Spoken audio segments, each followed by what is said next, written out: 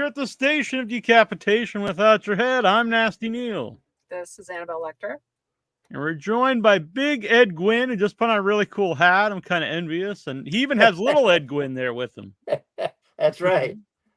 Standing close by. Oh, it's so cool. Do you want to tell the world about him? You shared it with us, but it's... Yeah. No, I made a little TikTok. I need to make another one because I didn't know what I was doing then. I don't think anybody saw it but me and my family, if that. So I should make another one because it is a doll. Super cute. And that was a fan. And where were you at the time when you got it? Yeah, at a show called Creep IE, meaning Creep IE is a Creep Inland Empire show in Ontario, just east of LA. Big show, lots of people, great turnout. And the lady who made them, her business is called Crocheted by Cindra's Crafts, CYNDRAS. And she made one for all of us that were there at the show. And who was there? Terry and myself and Dugan and Ed and Bill Vale were all there. And she made one for everybody, which is just, it's not a 2-minute job to do that. Yeah. And as I was pointing out, I was so impressed by her attention to detail. The little yellow shirt is perfect, and then it's got the steering wheel grease smear on the across the stomach, and it's pretty darn cool. Yeah. So that stain on your shirt, did you just happen to have it, or did they want that in the movie? Hey, man. It's perfect. I think what is hardest for people to wrap their heads around is it was a truck driving job. That's what it was. From my perspective, I showed up to drive truck, and I didn't dress any particular way. I wore some very bad shoes, as it turned out, not knowing I was going to have to get out of the truck and do anything. And but yeah, it was. I wasn't showing up as a auditioned actor who'd been put through his paces and tested for screen appeal and whether the teenagers like him or whatever. I was just a bozo that had a truck and they needed one. That's but you did appeal, because I wrote in my post for the show, people, you are an important character. People just love you. You're so fun and scared, and it's just perfect. And showing up, I think if they gave you some wardrobe to wear, it just would not have felt as authentic. It was right. Because you were authentic. Yep, I was pretty damn authentic. Mm-hmm. So is it really you driving over the hitchhiker in the scene? Oh, hell yeah. No, nobody could. No, man, you better believe it. I mean, that was part of the deal. I got the job because they needed a truck driver. Mm-hmm. How did they find you? It's not like the internet was there then. It was a different world. No.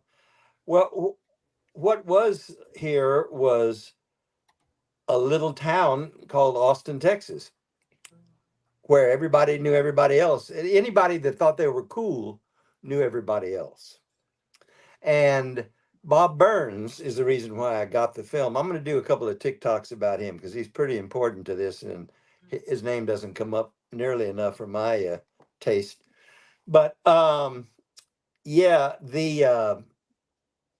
I guess the process was Bob, who I had known since probably sophomore in college at Texas, was a comedian of sorts, meaning not a comedian, a cartoonist, a jokester. He worked for the college magazine, humor magazine called The Ranger. And it was, our attempt at irreverence, girls in bathing suits and, sneaking naughty words. And I can't even think of one right now that would qualify into the text in stories and stuff, and it was this little, and there's a college, not chaperone, but what's the person that, residential person? that no, that vets, you know, stuff that is anyway, somebody to check and see if we weren't doing anything naughty. And so it was that kind of dynamic, you know, very sophomoric, you know, control. We're students, we're being, you know, told what to do by the higher ups and the, I mean, we're talking about the University of Texas too, a gigantic school. But anyway, Bob was worked on that magazine, and I was one of the little dopes that scared and No. scared. Oh God, Yeah. we've been He's arranged. back. Yeah, yeah. Stood on the corner and scared the straight students into buying one of these college magazines, you know. And the whole incentive was sell the magazine, however many you get to sell. Well, it didn't matter how many you sold. You got to go to the beer party on Friday night after, and that was the whole incentive. And you know, I was in that little clique of, you know, wannabe weirdos. Of course, you know, I was like 18, I think, or maybe 17 when I started in Texas. But anyway, just a baby. And and Bob was right in the mix, you know. And so he and I knew each other off and on, you know, for quite a few years. We're talking about that initial stuff was 63, 64. And so 10 years before the movie, and I'd known Bob pretty continuously off and on since then. So that's how essentially he was on the film. They knew they needed a truck. It was in the script, and they had, I don't know why my watches started doing that. And I don't know why they didn't try to just go find a truck driver somewhere, you know, and hire it like they ended up doing me, you know, but they didn't. And Bob called me up and said, look, you know, can you come out and, you know, go pick up a cattle trailer, because I didn't haul cattle, at this place that they'd rented one at, hooked up to the trailer that evening, rolled in at, you know, 8 in the morning. And by sundown, the rest was history, you know. But it was because Austin was a little town. I knew Janis Joplin intimately, knew her well, you know, hung out with her, played with her. Wow. Everybody in Austin that was cool knew everybody else in Austin that thought they were cool too, because it was a little town. I mean, you Janis know? Joplin's kind of cool. Yeah, she had her day. Yeah. So how did they break it to you? Like, we actually want you to do more than just drive the truck. We want you to come out and do Yeah, some interaction and run around. yeah. Truth be told, I don't remember when it hit me that I was going to have to do more than sit up in the cab and shift gears and run over things. I don't remember, but boy, I knew after about the seventh take of running down that damn road that, you know, I had to do more than just drive the truck. But I'm sure they gave me a script, but hell, I have no memory of any of that level of detail, you know. Yeah. Run around and be scared. Run around and be scared. That's right. The chats are excited that you knew Janis Joplin. Yeah. Several Yeah. people here excited. And I know from last time I talked to you, Austin, I don't know if it still is, but back then it was very artistic. It was, you know, musicians and Well, yeah. I mean, those were the people. There were about 60 of us, truthfully. That's about it. Who all went to the same parties, all, you know, worked hard at being cooler than the guy next to you. You know, it was just kind of sophomoric, as I've said before. Kids being creative and exceptional, whether they were or not. And we prided ourselves in not being straight, you know, so we would do the cool stuff. You know? Are you still into music? Do you still play music, perform? Or? I'm definitely into music. I don't play anymore, but I listen to everything. You know, I had a recording studio for 40 years. Wow. And produced, and I'm a composer by training. Yeah. That's what I do. Because you've done soundtracks. I've seen Oh yeah. that. Oh yeah. And I did a lot of that, and forgotten what you asked me. What'd you ask? Why was I? If you still, you know, play music? Yeah. Or... No, not really. No, I think because Texas was so parochial, and in my opinion still is, frankly, there was no bars didn't stay open late. You know, alcohol they didn't serve past, I think it was 12 maybe, or 11 or something. And so for those of us that were working musicians, i.e. band guys, you got to go home, you know, at a decent hour. Well, they moved it to 2 o'clock, and that was the end of my performing career. That's when I decided enough of this, because I'm not a stay up all night kind of guy. You know, this is pushing it here because I like Neal and the idea. I normally wouldn't start anything this late in the day in my book, but anyway, it's not that late, I realize. But you know what I mean? It's like not my preferred. I'm a morning guy, but anyway. Once they changed those rules and the bar started staying open to all hours, I said, to hell with this. I'm going to do something else. And I started writing more, looking for work, doing a lot of commercial stuff, radio, TV stuff, you know, industrial film scores, the occasional small film score, you know, and like that. Again, there was no internet. There was a very different world. How did you get into that? Because you're saying Austin was this tiny community. Mm-hmm. How did I get into what? Into your career as a musician, as a composer. I mean, you were doing it. You had the studio for 40 years. You were doing things. Yeah. Well, I mean, selling, man. I'm a salesman. Yeah. One of the hardest things in the world to sell, as you might imagine, is art. And nothing is more ephemeral and hard to put a finger on than music, which is all heart, emotion, how you react. And so I obviously had a talent in communicating moments, attitudes, you know, little flashes of emotion that served me well. And it being a small town, this company knew about this and they needed that done, and this guy, and it just sort of knitted together. And basically I sold myself and what I did for years, you know, and probably would have still been doing it if I just hadn't gotten too damn old to work as hard as it takes to sell that stuff. I started a software development company with some old buddies probably now about 30 years ago. And that worked out well for us, and a lot easier than selling music because you have something you can hand somebody. Yeah. You know, not wait to see how so-and-so reacts. Here's your product. This is what it does. It does this. What's the next one you want done, you know? Now, have you know? I don't know how familiar you are with some of this new stuff. There's a new pinball game out for Texas Chain Saw Massacre, and there's a board game that Annabelle and I played, and you can play Big Ed in the game. In the board game, yeah, you're one of the characters you can play. No, I hadn't seen the board game. I met the guys who did the video game. Yeah. At that show in east of LA. A board game. No, I hadn't seen that. That sounds interesting.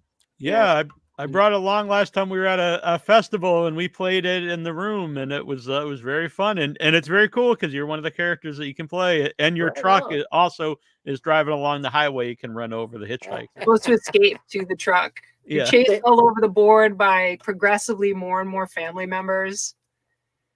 I missed the beginning of that. Say that again. Oh, that your truck is on one side of the board that you're supposed to try to escape to. Oh, God, that's great. Yeah, you're like the hero of the board game. I love it. I love it. Well, you know, there's an amazing amount of, I don't know, reticence, perhaps resistance, something. A lot of these show promoters, you know, they leave me off the list because I guess it's money, you know. They think they're watching their bottom dollar, but if they talk to the fans want me to be there, you know. And that's great that it's featured in the board game. I'll have to get one of those. I guess it's called Texas Chain Saw Massacre. Yeah, there's two board games because one's by Funko, and then the one is by, I think, Trick or Treat Studios, and you're in the Trick or Treat Studios one. Oh, okay, cool. It's cool. It's got all the characters, Sally and everyone is in it. Neal can hook up the link. Yeah, I'll send you a link later on. I'll send you a link. Make sure you get the right one because that one. Okay, cool. And it was fun too. So they're not paying us, but it's a fun game. So The board like, games, they look cool, but yeah. maybe not. Yeah, but this is really good. Yeah, That's So, excellent. Excellent. So since you're hired to be the truck driver, I don't know, and I don't know how much you even knew about the movie besides the part you're in. Like, Nothing. when do you know that Texas Chainsaw Massacre is like this big movie? Was it right away or is it years later? Oh God, no, man. Probably. So 74. Probably well into the 90s. Bob said something to me about how he'd gone to a show. I think it was that one that they do in Cleveland or somewhere in the Midwest or Iron Belt or somewhere I don't know about. And very, very well respected show, apparently. Bob went to that and he said it was, people were really excited and yada, yada, yada. And that was, probably 95, maybe later. No, I had no idea. I mean, it wasn't my thing, Yeah. So I was there. I had a one-day job, got paid and left, One of the few, I might point out. Yeah, and because we've talked to a lot of different people from the original Texas Chainsaw Massacre. Not all of them are big fans of Tobe Hooper. What are your? I know he's passed away, but what are your opinions on Tobe? Very few are fans of Tobe, it seems. I didn't know him, He was there. I don't remember interacting with him very much. I remember Dan Pearl much more, the cinematographer.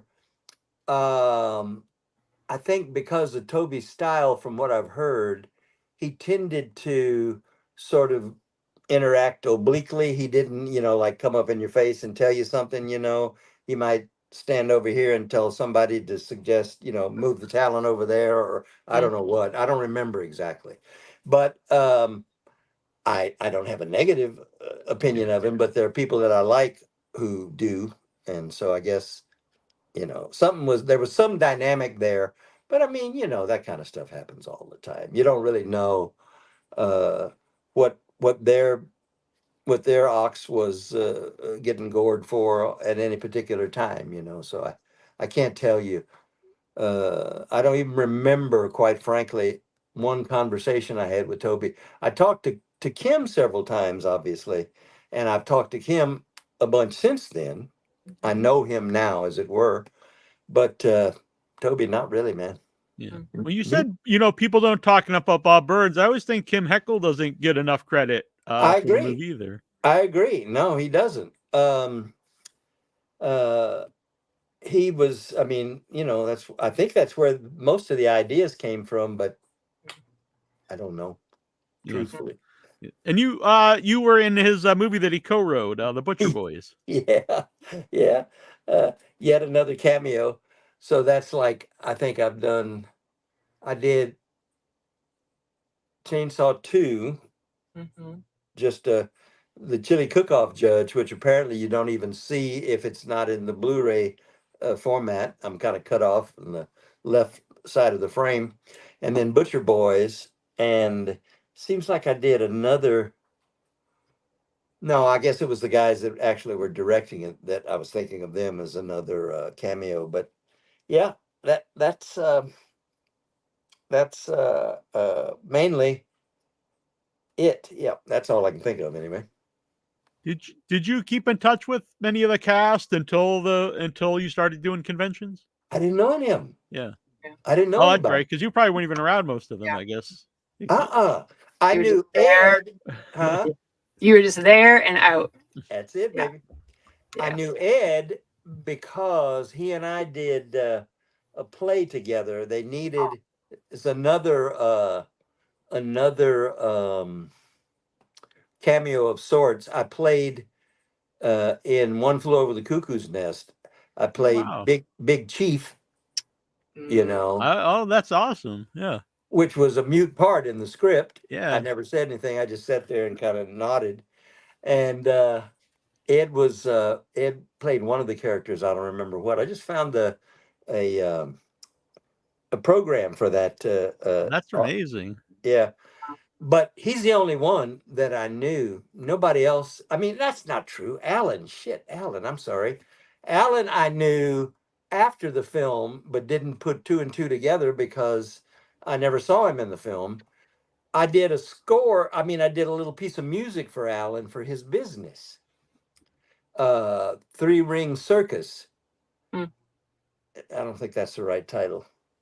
But anyway, I just wrote a little jingle, some funny stuff because he had and perhaps has this business where he would send out people doing silly stuff, singing birthday in a clown costume or a monkey suit or whatever, and yeah, Three Ring Service maybe is more the right title. Yeah, we just had him on. He was really cool. It's the first time we really talked to him, and he actually has the pinball machine at his house. So, oh really? If you go over, maybe you can play some pinball with him. Yeah. one of you mean the chainsaw pinball? Yeah, the new chainsaw pinball. Excellent. Yeah. He's a very funny guy. He's very cool. Yeah, he is. He's a good guy. Now, did he know very Bronx. you? I'm sorry, when you had this job to write this, you didn't realize it was him, but did he realize it was you? Did he realize that you were from the movie? Did he know that you were who you were? He's just when I did the job for him later, yeah, I don't remember. I kind of think he knew, but I didn't know that he was the guy in the movie. I only saw it once, when it premiered in '74. That we all went to. That's the only time you ever seen it. You never decide like I think I should watch this again. I've seen it since then. Oh, okay, yeah, okay. But up until about 10 years ago, yeah, I'd never seen it except the first time. What was that premiere like? Because this movie is, and of that time, it's so crazy. I remember seeing it when I was pretty young, and I was just like, I don't even think this is a real movie. I don't know what's happening. I'm dreaming, having a nightmare. This is so crazy. So how did people react? Yeah, well, some were astounded, most were aghast, and out in the parking lot after the movie, some fool showed up with a chainsaw waiting for the people to come out for a little surprise, which scared the hell out of a bunch of people. That's kind of the high points that I can think of. Yeah. Our music of the month here, LuMyia Dark, says she really wants to play this board game. Yeah. And thanks for tuning in. I believe she's in France or Germany. So. Oh, nice. Yeah, staying up late here. I have to put my glasses on so I can see when she pops up again. Yeah, I'll pop her up here. But and we mentioned you're on TikTok now. That's very cool. Yeah, man, I'm dangerous on TikTok. I have no idea what I'm doing, but it's fun. I thought it's fun. So people don't know you got little stories up there. You got a story about Head Cheese, which people don't know that was the original title of the name of Texas Chainsaw. That's right. When you were filming it, was it still Head Cheese at that time, or? Don't make me lie. I have no idea. I have no idea. This is where half a century starts to make a mark. It's like maybe. No, I don't know. I'm pretty sure it was probably Chainsaw by then because I don't remember anything about Head Cheese at the time. Yeah. So I'm wondering about your career transition and where acting was here, because you ended up being in a play. Mm-hmm. So, and you were young. So at some point there was a truck that you knew how to drive a truck. How did that come about? It's a great story. So I've left out a lot of steps kind of my life and adventures, but this will take a very long time, so I'm gonna skip over a bunch and just say we were in Berkeley. We moved to San Francisco in '68 because our manager at the time managed The Dead and Janice. Wow. And so we all rehearsed together in a theater on Potrero Hill in San Francisco. Wow. After sort of that thing peaked, which is to say by 69, the love was out and the strong acid was in. And Marilyn and I moved to Berkeley, and her sister's husband and her came out to stay with us in Berkeley. Tony, my brother-in-law, had one time ridden with a friend of his from South Texas whose family owned an oak tree farm that hauled little trees up and down I-35. And he rode with him one time and thought, this looks like fun. I'd love to buy a truck. And I guess he told his wife, and his wife told my wife, and pretty soon we were going to do a business. And when they came out, we went and bought a truck. Plain and simple. That is crazy. I had never even been in a truck. That's great. And Tony, but boys in trucks, come on, what do you want? So and Tony, there are many, many stories I can't go into. I'll just say the first one is hilarious, which is because if you know anything about trucks, cab overs, which is the kind of truck that Tony had ridden in, basically you sit on front of the wheels and look straight down at the road out the windshield. There's no front. It's not a tractor. It's a cab over. And so you can see the ground right in front of you. Wow. Well, we were interested in a tractor, not a cab over. The price was right for a tractor. It was 10 years old at that time. Tony got in it out in the parking lot of the Peterbilt dealership in Oakland, California. Never having driven one, only ridden in the passenger seat for about 15 minutes up I-35. Gets in the heads out in the parking lot. And the first thing he does is run into some goddamn guy's brand new Cadillac. Because he couldn't see the damn thing. He was turning, but he couldn't see the front. The sight line on a cab over is almost 20 feet out in front of you. Anything under that 20 foot disappears.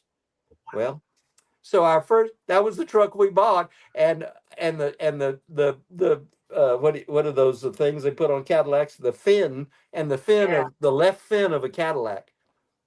It was a big money day. Big money day, baby. Big money day. But we got a truck. So anyway, did that give you some idea of that's the way the world was. Carefree, give a what and go for it. Yeah. It's great.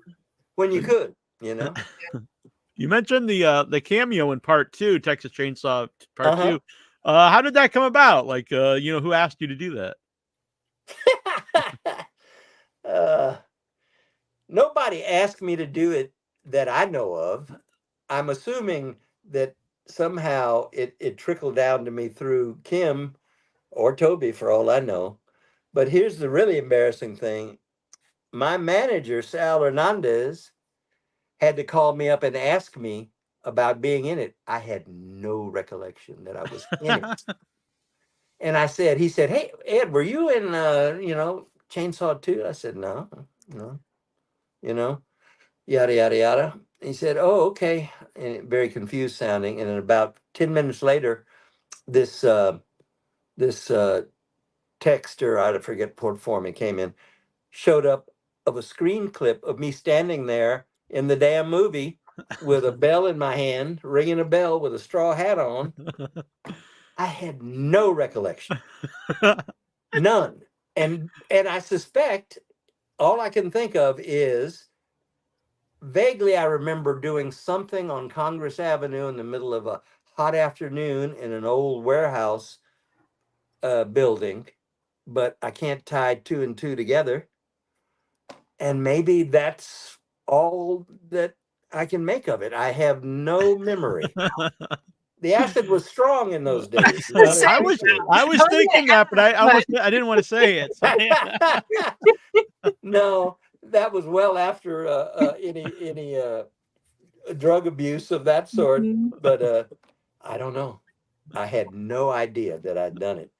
So I can't tell you much about it except think I got paid something. I don't know. By the way, Sal's a good guy, Sal Hernandez, and Jake great Graham. And also you said you liked me at the beginning of the show, and I say that was one of the coolest things at Texas Frightmare, and you were on the show right beforehand, and you told me that the best barbecue was from Austin, not Dallas. And I showed up, and Sal's like, Ed has something for you, but you were up in the room, and you came down, and you actually brought me meat, and I'll always remember that I got meat from Ed from Texas Chain Saw. I'm a meat man. You ought to look at me eat, ma'am. And it was good too. Right on. So I always appreciate that. That was very cool. Certainly, my pleasure. My pleasure. Yeah. And how close did you know? Did you know Gunner very well at all? Very well. Oh, good. Remember, it was a small town. Mm-hmm. I knew Gunner better than anybody else. Gunner was my brother-in-law's best man at his wedding. Oh, wow. My partner in the truck. See, Gunner and Tony were little immigrant kids, one from Iceland, one from Germany. And they were close, as you might expect, to two little foreigners. Tony didn't speak English when he got here. I think Gunner did, but Iceland's different than Germany. And I think they were kind of brought together because of that, sort of Germanic foreign component. And they'd known each other for years before I met Gunner. He was really one of Tony's best friends, his best man, obviously. Yeah. He was a good cat. Interesting, creative, good writer. He used to go camping with us, in the 80s, down on the beach several times. It's fun. He ended up in Maine, and he was on a ship, and he much like your story of the truck, he just decided, I'm going to go on a ship, on a sail. You could do that kind of stuff. Now it's harder because everything costs a goddamn fortune. Yeah. But I mean, you could rent maybe you could in the Northeast too. Are you in the East too, hon? Annabelle? Yep. You could in Austin, you could rent a very nice little garage apartment for $50 a month, $40 a month. That's what stuff costs then.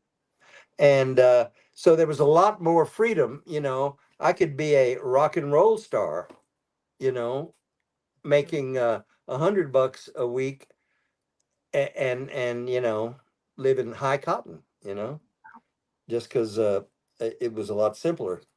Yeah. Not that I want to condone this for anyone out there listening, but back in the acid days, did that actually help with your creativity, do you think, or not? Shit, no. No, sir. It was just goofiness, kids being stupid. No, not my creativity, and I don't think any of the other guys. If you find some of our stuff, it's kind of goes on for a bit. We were very jammy in terms of bands like Fish and the Dead still doing it, which I really don't understand.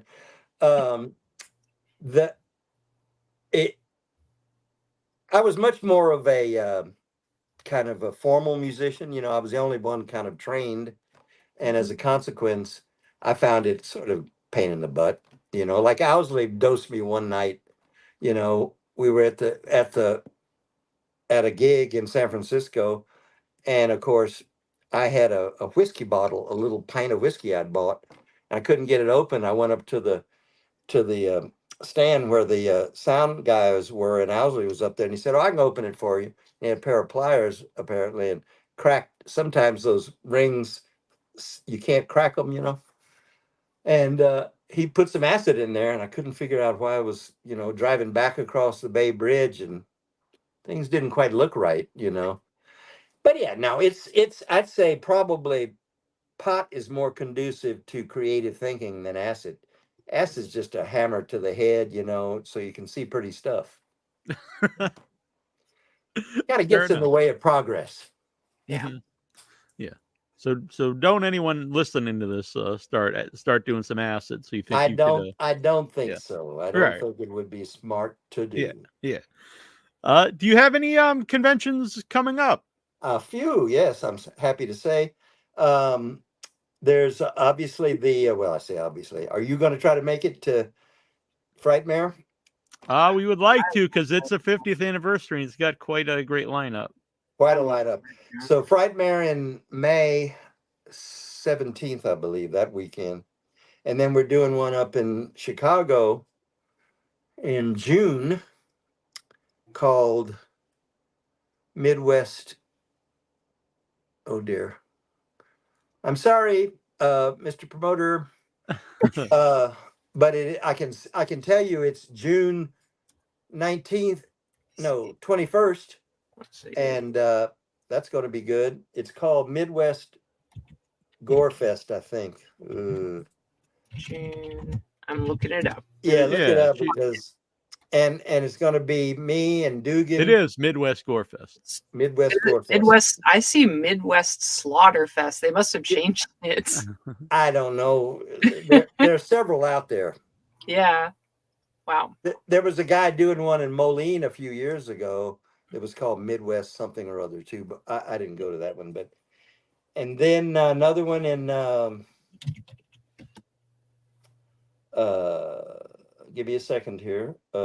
Virginia Beach, which is like into September time, and then one that I hope is actually going to happen. The young man that's telling me about it or told us about it said it's supposed to be in LA at the it's a very famous movie festival, and we're going to be the star movie. Wow. Beyond. Oh, Beyond Fest. Yeah, that's a really big festival. Yeah. Beyond Fest is supposed to be the end of September in LA. Oh, So wow, that's quite a few things. Yeah, it's very cool.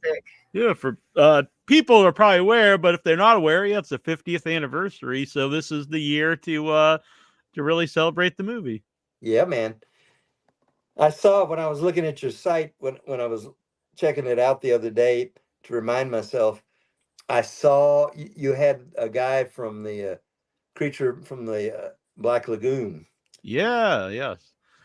Ben Chapman. Ben Chapman, yeah. Was he the diver? He was the one who played him on the land. Ah, okay. So it was two people. Rico Browning played him underwater, and Ben Chapman played him on the land. Yeah. Yeah, I mentioned that because that was, for my preferences of the time, that was a scary movie to me. It's one of my favorites. 10 years old, and I got scared so bad when I saw it. I left my brand new Christmas leather jacket, in the movie theater and just left, just completely blown away. But I think I met Rico, and I certainly met the woman that was the femme fatale in at a show we did probably 12 years ago in Orlando. Creepy? I don't know. But so many. Yeah, there are so many. But I think that's a big one there, though. Yeah, they either creep or horror or gore you, or But yeah, that was a big interview for us to have Ben Chapman on, and he was super nice guy. He was very sick at the time. It was about a year, I think, before he passed away. And we called him up, and he wasn't sounding very good because he's on oxygen. And I was like, "Do you want to reschedule?" And he said, "No, let's do this before I croak." And he said it in a way like he was joking, but I think there was a lot of seriousness to it. And we went live, and you could really tell he had a good time. And he said he wanted, his stories out there, and great. And then my brother at the time used to draw caricatures of all the guests, and he had us send him 4. And then he kept one and put it on his wall, and he sent us 3 back, autographed each of us, which that's cool, man. Was really cool to me, and especially cool to Troy since it was his artwork. That's tremendous. Yeah, and just a really nice guy. I never had Rico on, unfortunately. I tried many times, but it didn't work out. Well, the thing is, hell, what, Alan's 80, I'll be 80 in a few months, everybody's getting old, and of course the clock goes against you as time passes, Yeah. Rico just passed away, but he was up in his 90s, so he lived a good long life. Yeah, I saw that. And the lady died not too long ago either. Yeah, it was right before him, I believe. Yeah. All right, kiddos. Yeah. Well, where can people find you, Ed? Oh, golly. Let's not leave on a note of death. Come on. No, that's right. Hang on now. And then it happened. I tried my best. Shit. What? How can they find me? Well, and we mentioned Sal earlier. We should also mention you're in their film Deviant Behavior, which is absolutely, yeah. It's another better than a cameo, but keeping to the cameo approach. Yes, by all means, Deviant Behavior is a good little film, I think. Yeah. If people wanted you to cameo, are you easy to obtain, or are you very choosy? No, I don't give a damn. If it's not hard work, I'll do it. As long as I don't have to run down a damn highway, I'll do it. All right. No, I know some of the people that are actors, which I'm not, really don't care to do those little bits, but whatever. Awesome. Yeah. How to find me? Texas? No, what is it? I have absolutely no followers on Instagram because I just started doing it. Okay. I can't figure it out. But on TikTok, I'm. Yeah, and I'll put a link to the TikTok after this is over. I'll put it so everyone can go there. I like those. I would look on my phone, but I can't touch it to tell you. Oh, I'll get it here. Yeah, I have no idea, frankly. But the easiest thing probably is the official Ed Guinn on Facebook. That'll get me. And some of my stuff appears there, and that's sort of my horror nexus. There's an Ed Guinn that is me, but I keep that separate from my show stuff and fan stuff. So it's like your personal page. Yeah.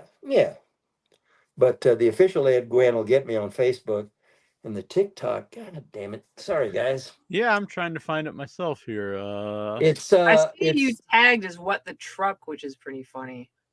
I don't think you got What the Truck, but I find it funny. You're tagged. There's a guy that I followed called What the Truck. That's the guy that I just Googled and I found that. It's pretty great. Yeah, I think that's cool. Oh, I found it here. You're Black Maria Trucking. Okay, thank you.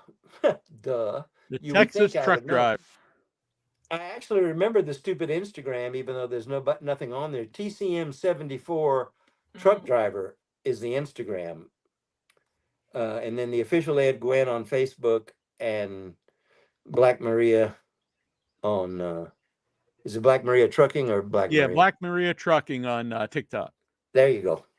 And I'll post the link for people. Yeah, this last one has over 4,000 views. Yeah. So yeah, it's your most viewed one. It might and maybe it's because you mentioned Without Your Head. I don't know, but I'm happy that it's the one you mentioned Without Your Head on. I'm pretty sure that's what it was. And I'll put that. I shared it all around, but I'll put it on the main website too, so people can. I appreciate it. I appreciate it. Of course. All right, so everyone has been enjoying you on the show. This has been very fun, and I know it's longer than 20 minutes, but oh, I didn't know you were just going to be 20 minutes. Well, thank you so much. It's been a pleasure.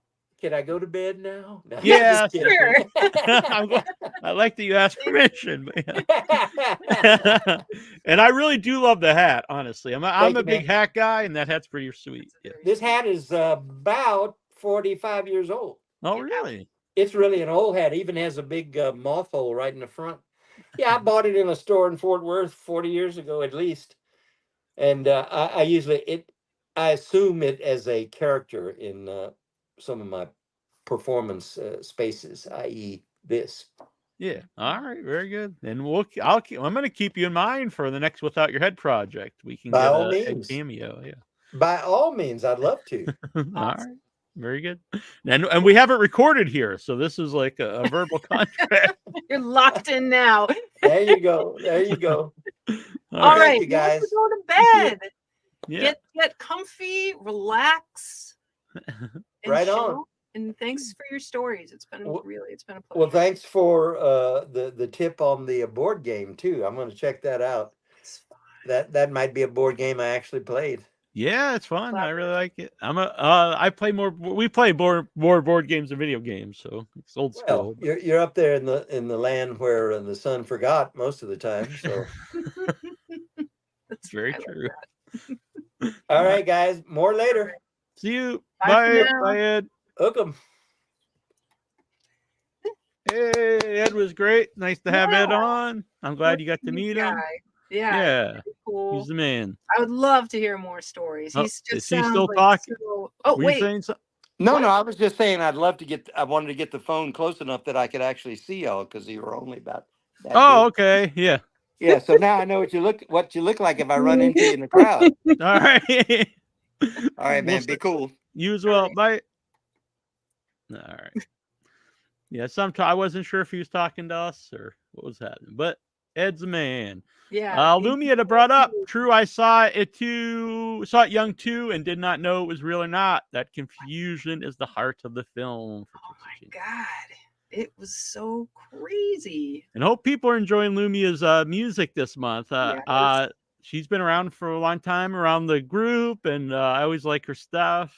And she's really cool, and so we're happy to have her part of the show this month. Absolutely, it's right up my alley. I love it. Yeah, she's great. Yeah, so I'm gonna let's see. We had Rebecca scheduled in an hour, so I'm just gonna ask her if she could come on a little earlier, and if not, we can just hang out. we can hang out. Yeah, We you can want to just just hang out. all right? We'll just have her on. So coming up this Sunday is Severed Limbs 16. It's very exciting. This is a friggin' packed. This is packed. There are so many people sending stuff in. I think there's like 38 shorts. It's gonna be a good time. Oh my god. There may be. I'm trying to work out Q&As. Some people had sent theirs in. Oh my god. This is one that needs to be more than one day. 38. Well, they're all under 20 minutes. 38 times 20 is not only about 3 or 4 are around 20 minutes. All the rest are under 10. Some of them are only a couple minutes long. So. It's gonna be cool. I think it's about a 5-hour runtime. All right, that's doable for a film festival. I think that makes a lot of sense. What time does that start? Where do 5 p.m. Eastern, 2 p.m. Pacific, 10 UK time, because we do have a lot of people involved from the UK. And so I mentioned to some of them already who are asking me about, I haven't scheduled out all the blocks yet, but I'm going to try to put the folks that are going to be there to watch the movies. If you're in the UK or, a lot later time somewhere out there, try to put the second block instead of that's cool. Movies will start at 10 or 11 as opposed to 3 or 4 in the That's morning. a cool idea to match the time zones. Yeah, I understand it cannot be completely helped, but because a lot of folks from one particular film are going to be in the chat, so I thought it would be nice to. And I don't want to get too ahead of myself, but coming up in future Severed Limbs, I already have 2 that will be involved, possibly from the filmmaker coming on later on the show, which I'm really excited about. And former guest part of my post as well is about the amazingness of the short Sweet Meats. Yes, I love so great. Oh we can build this up because we've got an amazing indie film creator. We saw her movie on at Boston Underground Film Festival, and it was the star. There was a lot of good stuff, but it was exceptionally crazy. I loved it. It's and I will bring it up with her, but it's not only do I just love everything about it, even just how it's put together, because it's basically an anthology in short form, and that's really hard to pull off. It's hard to pull off like a story in a short movie sometimes, but this is an anthology, like 2 or 3 stories woven together, and it kept getting weirder, and visually, it's everything about it. I just loved it, and so it really stood out for me. And I know Annabelle really liked it too, so I was really reach out and asked her to come on because I thought it was great. It's beautiful. It's everything about it is super fantastic. Super. I would think in our crowd, I don't know if I hope none of y'all would dislike it and find it amazing. Not even neutral. You should love it. I'm wondering Well, we can ask questions, but I'm wondering when this will be something people can find. Yeah, I'm not sure if it's anywhere out there at the moment. Coast is asking where. By the way, if you mean Severed Limbs will be on the Twitch channel. So look up Without Your Head on twitch.tv. YouTube has given me issues in the past over content. Twitch has not. So it'll be on Twitch. Mm-hmm. Which you will link to all over the place. So yeah, you will find it. Just go to Neal's It's really page, easy. It's it'll also be on the main website. Yeah. It's twitch.tv/Without Your Head. So it's pretty easy.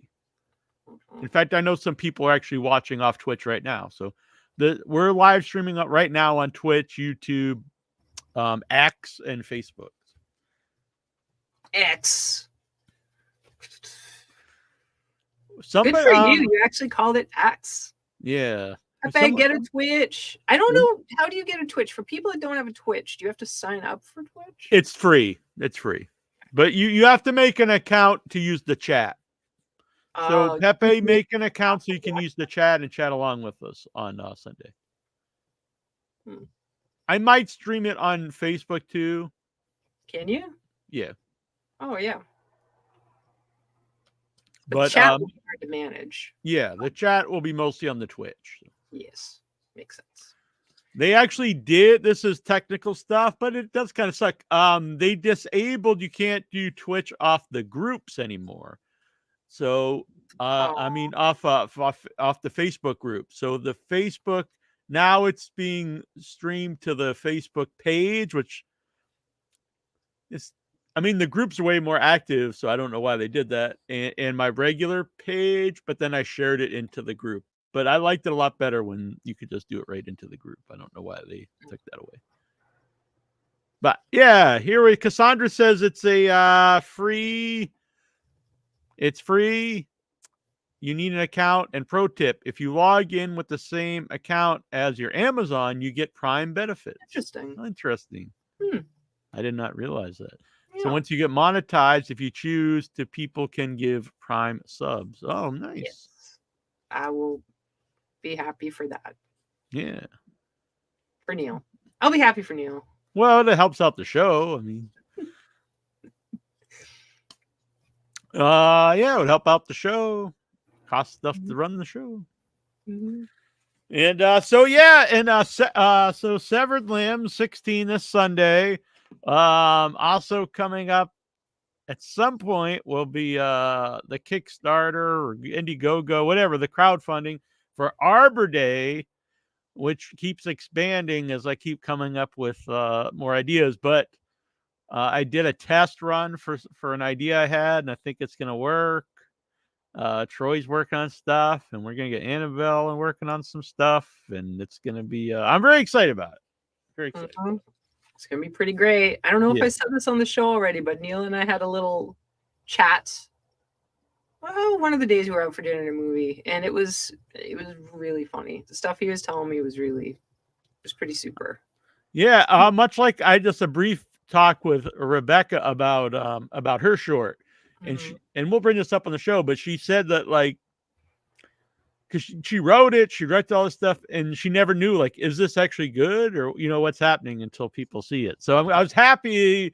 I mean, I have all these ideas. Are they just completely stupid or what? And you found them, you found them funny. And so, I'm going to tell you if I think they're stupid. Yeah. Okay, sure. I'll let you know. Don't get mad. So far they're all great. Yeah. I'll be honest with you, Neal. I want to see you shine.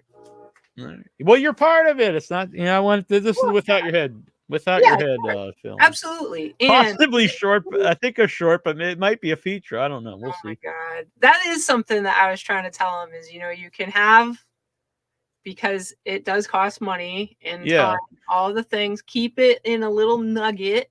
Well, that is something I've had a little experience with, where sometimes if you already have all this stuff together and you're casting, it's actually sometimes not any more money to just make the short after you've got everything together. So that's also been on my mind. So we'll see when we get more involved what will happen. That's actually how End Zone 2 became a movie and not just clips for for like Be Real, because it just was, it ended up being the same money just to make the movie. Sorry about my choo-choo train okay. in the background. That's all right. So yeah, there's a ton of movies at Shorts this Sunday, and you can check out all of the on the Facebook group, and I'm gonna try to finish that tonight. Well, they're all in the group, but I'm gonna try to finish tonight to have them all up on the website too. So. But it's been a very busy week because also been working on the final cut of End Zone 2 and Once and Future Smash, which yeah, we've added the jokes and stuff and scenes. What are you guys doing? And I've had to make stuff, and it's been it, and then watch it again. Anyway, but it's cool. It's cool. I'm actually so when I see I'm this actually getting something. I'm actually filming something short tomorrow to add into the final cut of Smash. So I've already seen it more than once. Yeah. What can I expect? It's the same idea of the movie. It's slightly longer now. Interesting. Maybe 5 minutes longer. Has a couple new characters in it. Does it have any last characters? No. Helene Udy is now in it from My Bloody Valentine, and Jennifer Rubin from Nightmare on Elm Street 3, A Dream Warrior, The Dream Warriors, many people's favorite sequel. So they're both in it. And yeah, there's some more visual gags. And then the Blu-ray will have commentary. Because they're a garbage human being, but audio's much better. You're not even going to touch that, huh? Well, I mean, the audio's much better in like the convention stuff. That's good. Yeah. So no, it'll be that'll be interesting. That'll be very interesting to see the final cut. This weekend, not Sunday, Saturday, I guess we're going to the movies. Yeah. So we will live stream sometime during Saturday on however you're watching this now. So either on YouTube or Twitch. Those are the main two. Also, by the way, hit the like button. Subscribe here on YouTube. Subscribe on Twitch. And I share this out. But we're going to go see Abigail, which I've heard mostly really good things about. And let me grab this name. And Dancing Village, The Curse Begins, which is an Indonesian horror film. It's a quick write-up. A mysterious presence called Bandara Wuhi terrorizes the citizens of a remote Indonesian village. So I'm into this.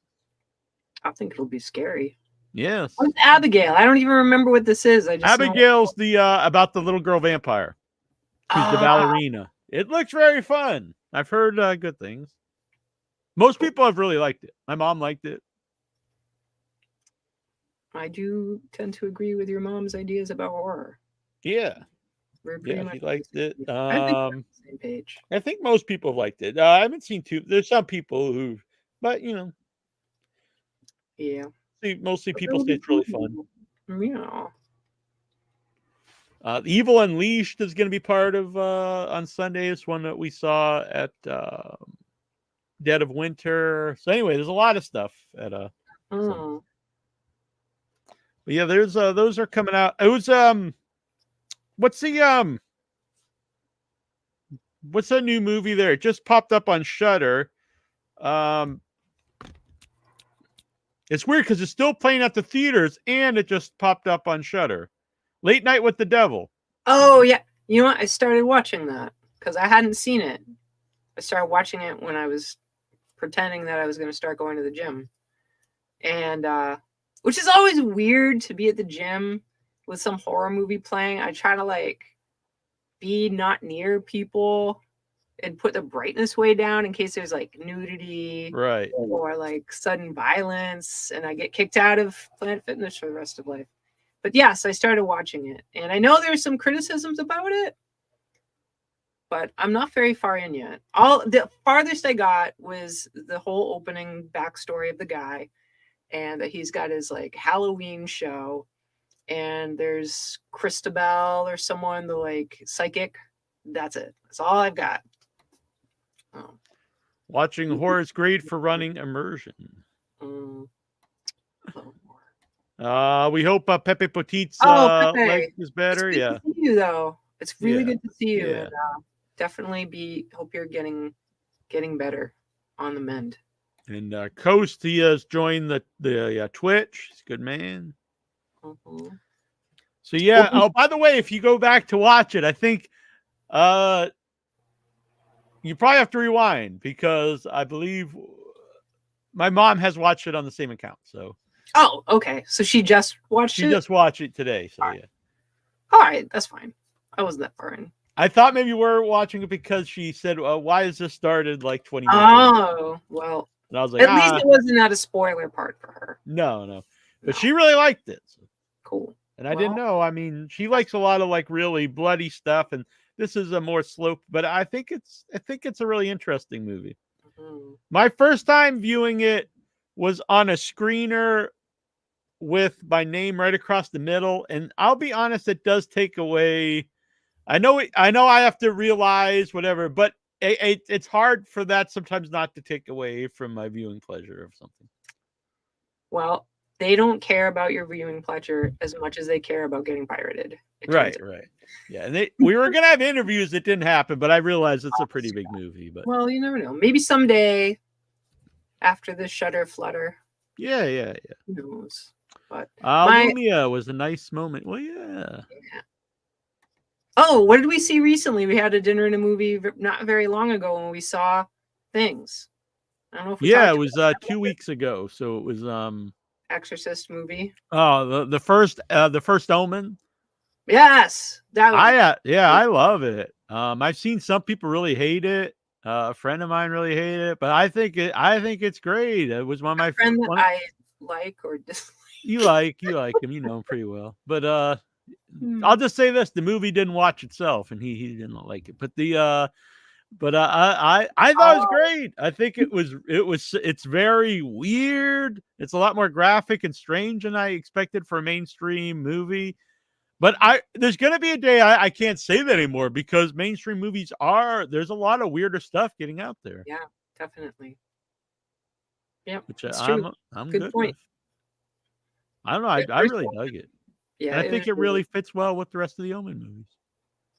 I still haven't seen all of them, as I said, but y'all can go check out the review of First Omen. And I feel like we did see something else. Did we watch another Asian horror movie? We saw a few movies. We saw at least two. Let me grab it here. By the way, Mother's Day gifts. Oh yeah, Mother's Day is that this weekend? Mother's Day? I hope not. I'll have to get my mom. So. Mother's Day? No. I gotta find this. Yikes. Let's see here. No, fortunately, it's Sunday, May 12th. Whew. Oh, last year. Okay. Oh, I know what it was. It was the Nick Cage movie, Arcadian. Oh, that's right. Which neither of us really liked. And I did see it the next day with my mom and Troy. And it's still not my favorite, but I did like it better the second time because one of the things we didn't like, amongst other things, was it was so dark. And when you couldn't, I really just thought it was made that way intentionally. But not when dark I saw it's a dark you literally couldn't see a lot of stuff that was happening.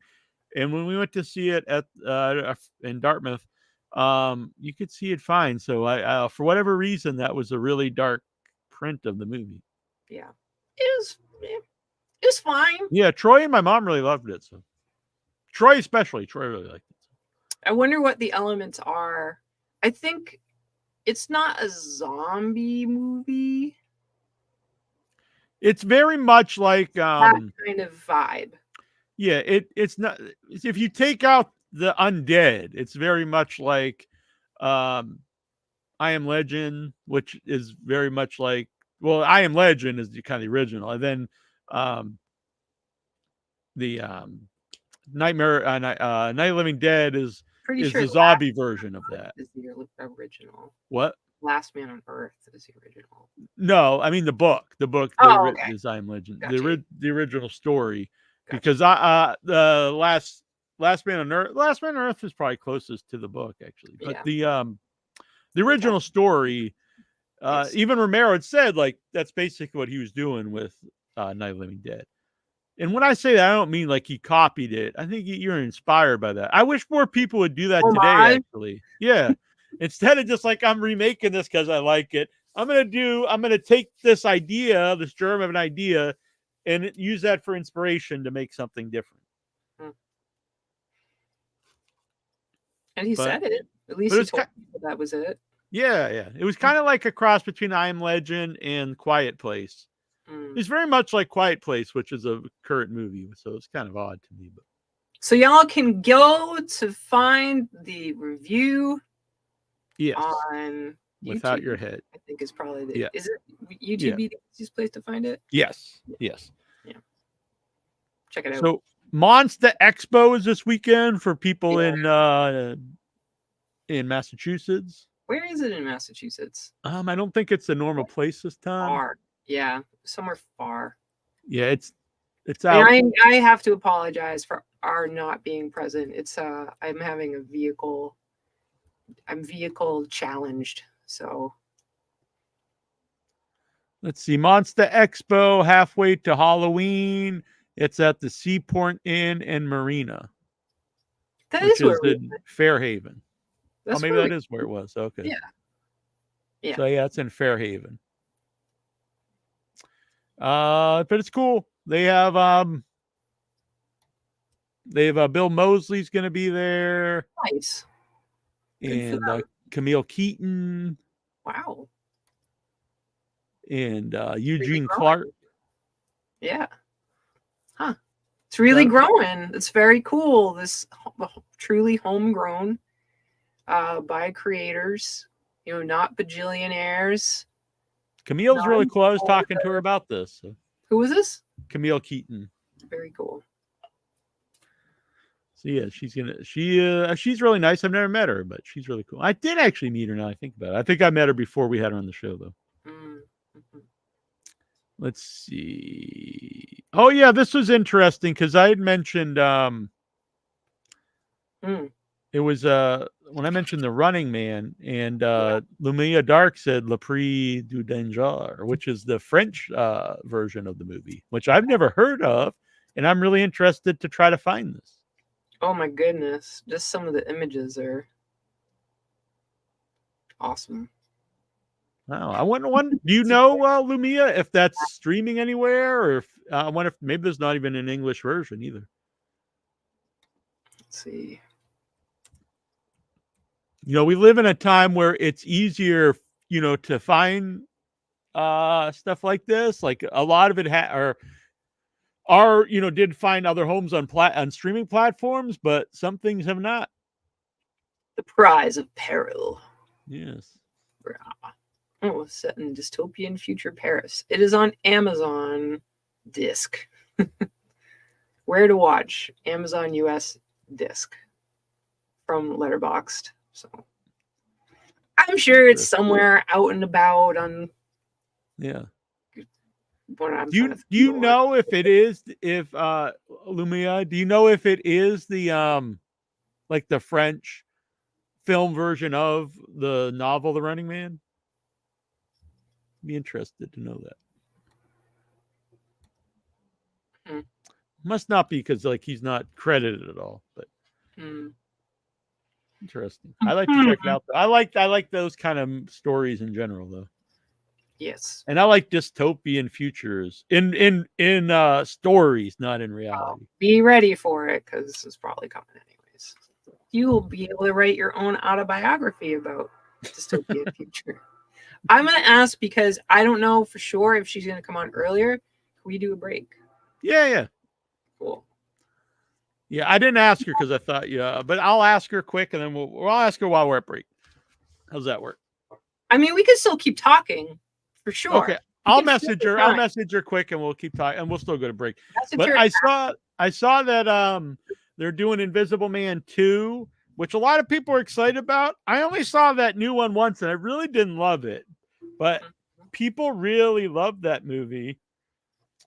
So maybe I should check it out again, because it just was a completely different kind of movie than I expected it to be. Maybe I'd like it better a second time. I like Elizabeth Moss because I like The Handmaid's Tale. But it wasn't my favorite. I don't know if you ever saw it, the new one. No. Break. All right. We're going to go to break, and then we'll come back, and we're going to talk about some stuff. And if you guys have some questions or comments or topics for us, post them in the chat. Thank you, LuMyia Dark, for a lot of cool stuff in here. And we'll be right back. I'm going to play Justin's review of Sting, which is out now.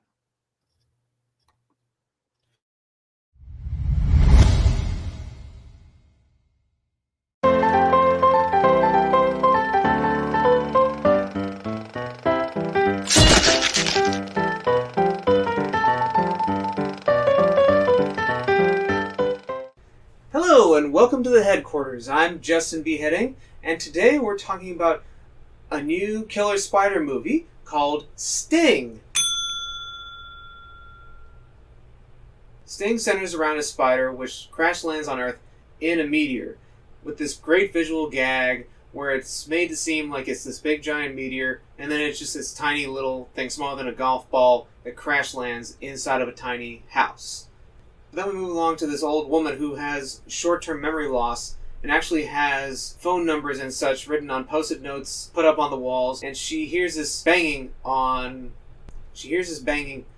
in the heating ducts and decides to call an exterminator. And then when the exterminator arrives, there's this great gag where the exterminator sees that there's a van for a rival company out front and chides her for calling a rival company when he's the go-to exterminator for her.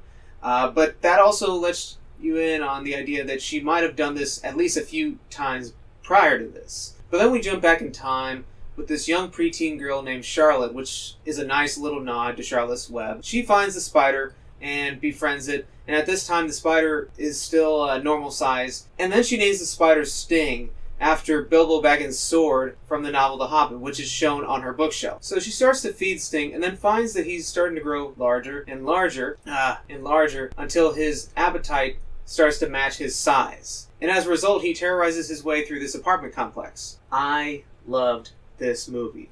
And along with a lot of the horror movies that I've gone to see in theaters these last few months, 2024 is turning out to be a really great year for horror movies. Independent horror movies in particular. I love the characters. Alila Brown is great as Charlotte. She's just a smart, well-written character. She actually tries to help her stepdad out, who's a comic book artist, and makes suggestions that could make his work even better if he would take any of her suggestions. Eventually she has to face off against Sting, and becomes the heroine who quickly figures out that when people are starting to become encased in Sting's webs, which of course have become super thick, almost impenetrable, that, one of the ways to defeat it is to mix water with mothballs and just spray the webs to break them loose. Then you have the stepdad, who's also a great character, who's just trying to make ends meet as a comic book artist, who's also doing these odd jobs throughout the apartment complex just to make a living and just make it through life. And, he just wants Charlotte to accept him into his life with open arms, So then there's also a next door neighbor who studies spiders and just has this perfect deadpan delivery to every single one of his lines. It's hysterical. I laughed every time he said anything. It was just pitch perfect.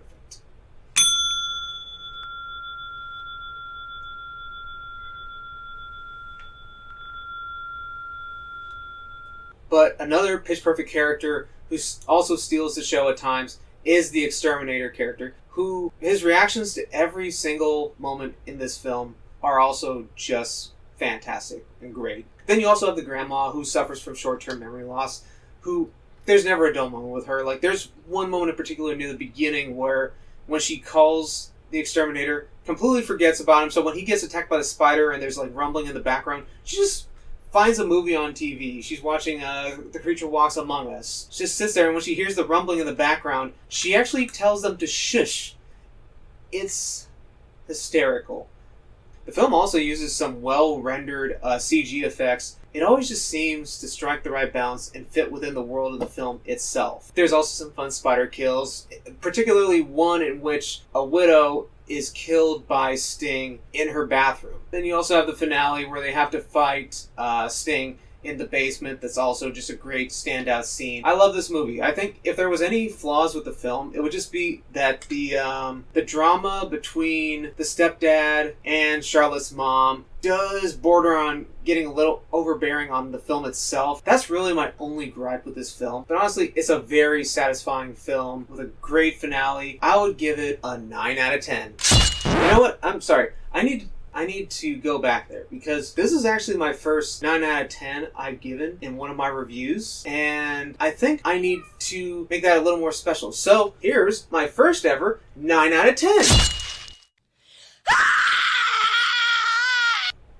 There's a little added bonus. This is Sandy. Sandy? Sandy, say hello to the world. So that's the review, folks. Hope you enjoyed it. What did you think of Sting, if you've seen it? Or what's your favorite spider-related monster movie? Whatever it is, just comment down below. And as always, I'm Justin B. Heading, and I hope to welcome you back into the headquarters sometime soon.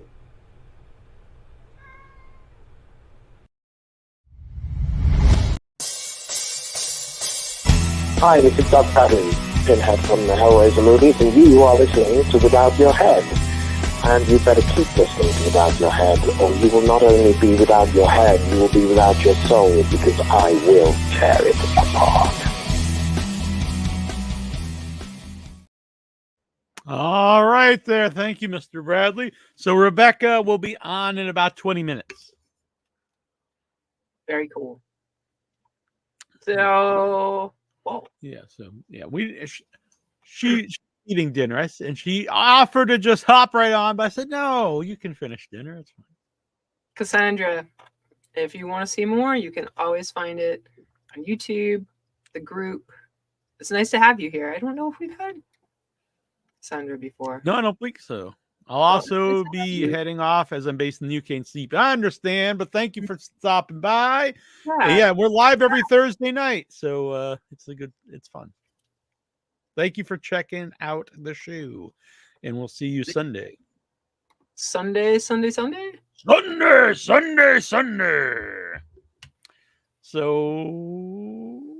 I saw the girl from Aliens is making. I don't know if it's her first time ever at a convention, but she's going to be at a convention. Oh, Newt. Yeah, That's at Monster Mania. Weird because she's an adult. Yeah, and they only show her at a convention as a small child. Yeah, and the picture they use only shows her as the child. Oh. Which I think is a little, like, I get it, but it's also a little odd. I think that's one you should probably show both so people know. I don't know. It's weird. I don't know. I think it's marketing wise, I think it's pretty smart. Mm-hmm. If I was her, I would feel like that's pretty lame. Right. But I think marketing, it could be smart. I'm not sure. I don't know. Yeah. Oh, by the way, this is a really bizarre hoodie that my mom got me. I have no idea where she got it. I saw the Dunkin' Donuts kind of logo. It's Dunkin' Donuts, and it's Ghostface and Texas Leatherface and Freddy and Michael and Jason and Pennywise, and they're all drinking coffees or eating donuts. I think it's I love it, and she probably knows that it would be right up my alley, but it's very bizarre. Oh my goodness. Oh, there's also Chucky over here. Oh, you're just and Pinhead down here. Yeah, it's good. Pinhead's eating a donut. Maybe you should look at it when you're not wearing it and see what's on it. Pinhead's eating a donut down at the bottom. Oh, we know there could be Pumpkinhead. No, that's true. Mm-hmm. You shared a really cool Pumpkinhead on the Facebook group. Yes, my friend Jonathan Grimm. Amazing art. I'm gonna want to get it because I want people to be able to see it, to spread his art across the lands because he's super talented, really great. I don't know how I ended up finding Jonathan Grimm. I don't know. But it's good. He does Yeah. tarot card decks, and now that's kind of his thing. So he does a lot of tarot card decks, and they're pretty. So now you mentioned that. So Troy and I were in Dartmouth the other night. Why were we there? I forget why. But anyway, we were in Dartmouth, and there was a new witch store in the mall. Oh, a witch store. Yeah, it was witch stuff, and they had tons of tarot decks. They had wands. Mm-hmm. They had hats and stuff, and then they had this whole section of all these. It was all like mason jars filled with like ingredients that you need to make spells and stuff. It was a really wild place. Sounds like a place straight out of Salem. Yeah, I was in Dartmouth. It was just in the mall. It was right next to Burlington Coat Factory. Well, Burlington's no longer a coat factory, but it was Burlington and the witch store. And I was like, this is weird, but it was wild. I thought the place was great. I almost bought a hat. They were witch hats where they're but not like the stereotypical pointy witch hat. They were cool. They were very looked like they're almost handmade, honestly. What you mean as opposed to like printed? I mean, looks like someone made an actual fabric. Yeah, well, yeah, it didn't look like it was like this mass-produced thing or something. I don't know. It was cool. I liked them. Mm-hmm. I sent you a. Yeah, I'm having an issue opening it for some reason. Oh, there we go. Yeah. Where are you? We will show it here in a second, and it's a very awesome Crypt Keeper. Mm-hmm. I'm a big fan of the Crypt Keeper. Boom! Look at that. That's super talented. That's great. I love it. Mm-hmm. Mm-hmm. There's a lot of black and white, and is branching into color more and more. Actually, let me get the card that I got because I bought a print of his death card from the Bound Tarot. Where are you? By the way, I believe Troy has something going on tonight with his dogs. It was a good thing. Like I think they were in a like agility thing or something. So just to explain why he's not. That's cool. They were in a competition. Yes. That's awesome. Well, congratulations to the dogs. And Troy's coming over tomorrow to record. Well, I can't. I guess I don't want to spoil anything, but to record something for the extended cut of something. So, I'm gonna give you this other one. Actually, I could just go over there and get it, but maybe I will do that. I'm gonna go get it. I think I know where it is. Hang on. Speaking of Salem, though, starting today, and it runs through the 5th, so it's 2 weeks long. Salem Horror Fest is going on. Yeah, when is that? It started today, and it plays throughout until May 5th. It took me by surprise. I was very thrown because I don't know if it's been this time of year before. Yeah, and I saw Ghost Story. Is it Ghost Story? The Jill Vargazian, Jill 6 movies playing there, which is really cool. I think it's playing next weekend. Yeah, that's really grown a lot. I remember when I first went there, they actually cared about me. I felt like I mattered. But they're huge. They've been very, very, which is awesome. It's good for them. Why did I buy this art? I must have put it someplace safe when I was moving a bunch of stuff around. Yeah, it's a loaded lineup. So if you're in the area going down, and it's like I said, it's 2 weeks long. So I understand if people couldn't stay that entire time, but other People's Joker's playing there. Christian Calloway had brought that movie up when we had him on. Yeah.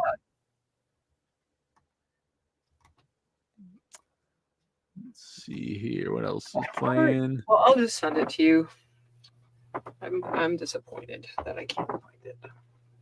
I know it's somewhere safe. Damn. It's a movie called The Basement, and I believe it's a stop motion film, a short stop motion film. Carnage for Christmas. Wow, that's another Alice Mayo McKay film. She just makes some movies like constantly. Because her new one just came out. T-Blockers. Oh yeah, that's right. That's right. We had them on the show. Yeah. Yeah. Very nice. Well, I believe this is that Jenna Cannell's new movie. I believe this is her. Faceless After Dark. We were just emailed actually about this today. She's going to come back on the show. She's the main actress from Terrifier. Cool. It's We'll awesome. talk about her new movie. So anyway, go to SalemHorror.com. Well, I've got to show you this. So look at this. This is like Pinhead if he was suction cups instead of pins. That's awesome. What? I gotta blow this up. I gotta check this out. It's a movie called Giallo. That looks real fucked up. According to Italian Giallo cinema, a young woman returning from a party is stalked by a mysterious masked killer who's much more than what he seems to be. Oh, it's a short film. It's only 7 minutes long. That looks awesome. That's so gross. Are there eyeballs on it or just stalks? I think stalks. the stalks facing out that look like eyes. That is so gross. I love it. Kudos to whoever designed that. Looks like those little you used to get toys like that in the gumball machines that you could throw and they'd stick to like your refrigerator or something. Chobot, my boy Chobot here. He saw Abigail today. It was awesome. Oh, excellent. Excellent. Coast is here on the West Coast. He'll be here all night. That's my man, Coast to coast. So yeah, this loaded lineup. Shorts, features, they've got it all at Salem. Girl with the gray eyes. The haunted baby carriage from hell. I don't know about that one. Who knows? I don't know. It sounds like something you'd see like some silly movie on. Wasn't there a baby carriage in that? Oh, it's a guy from Twin Peaks, Leland, and he's in the woods with his family, and there's a baby carriage that's got issues, I believe. I'm not sure. Wrong Turn? No. Wrong Turn's about like inbred hillbillies. Yeah, that's definitely not it. Leland, I'm gonna do some engineering. What do we got for horror news, by the way? Well, I was just looking over that.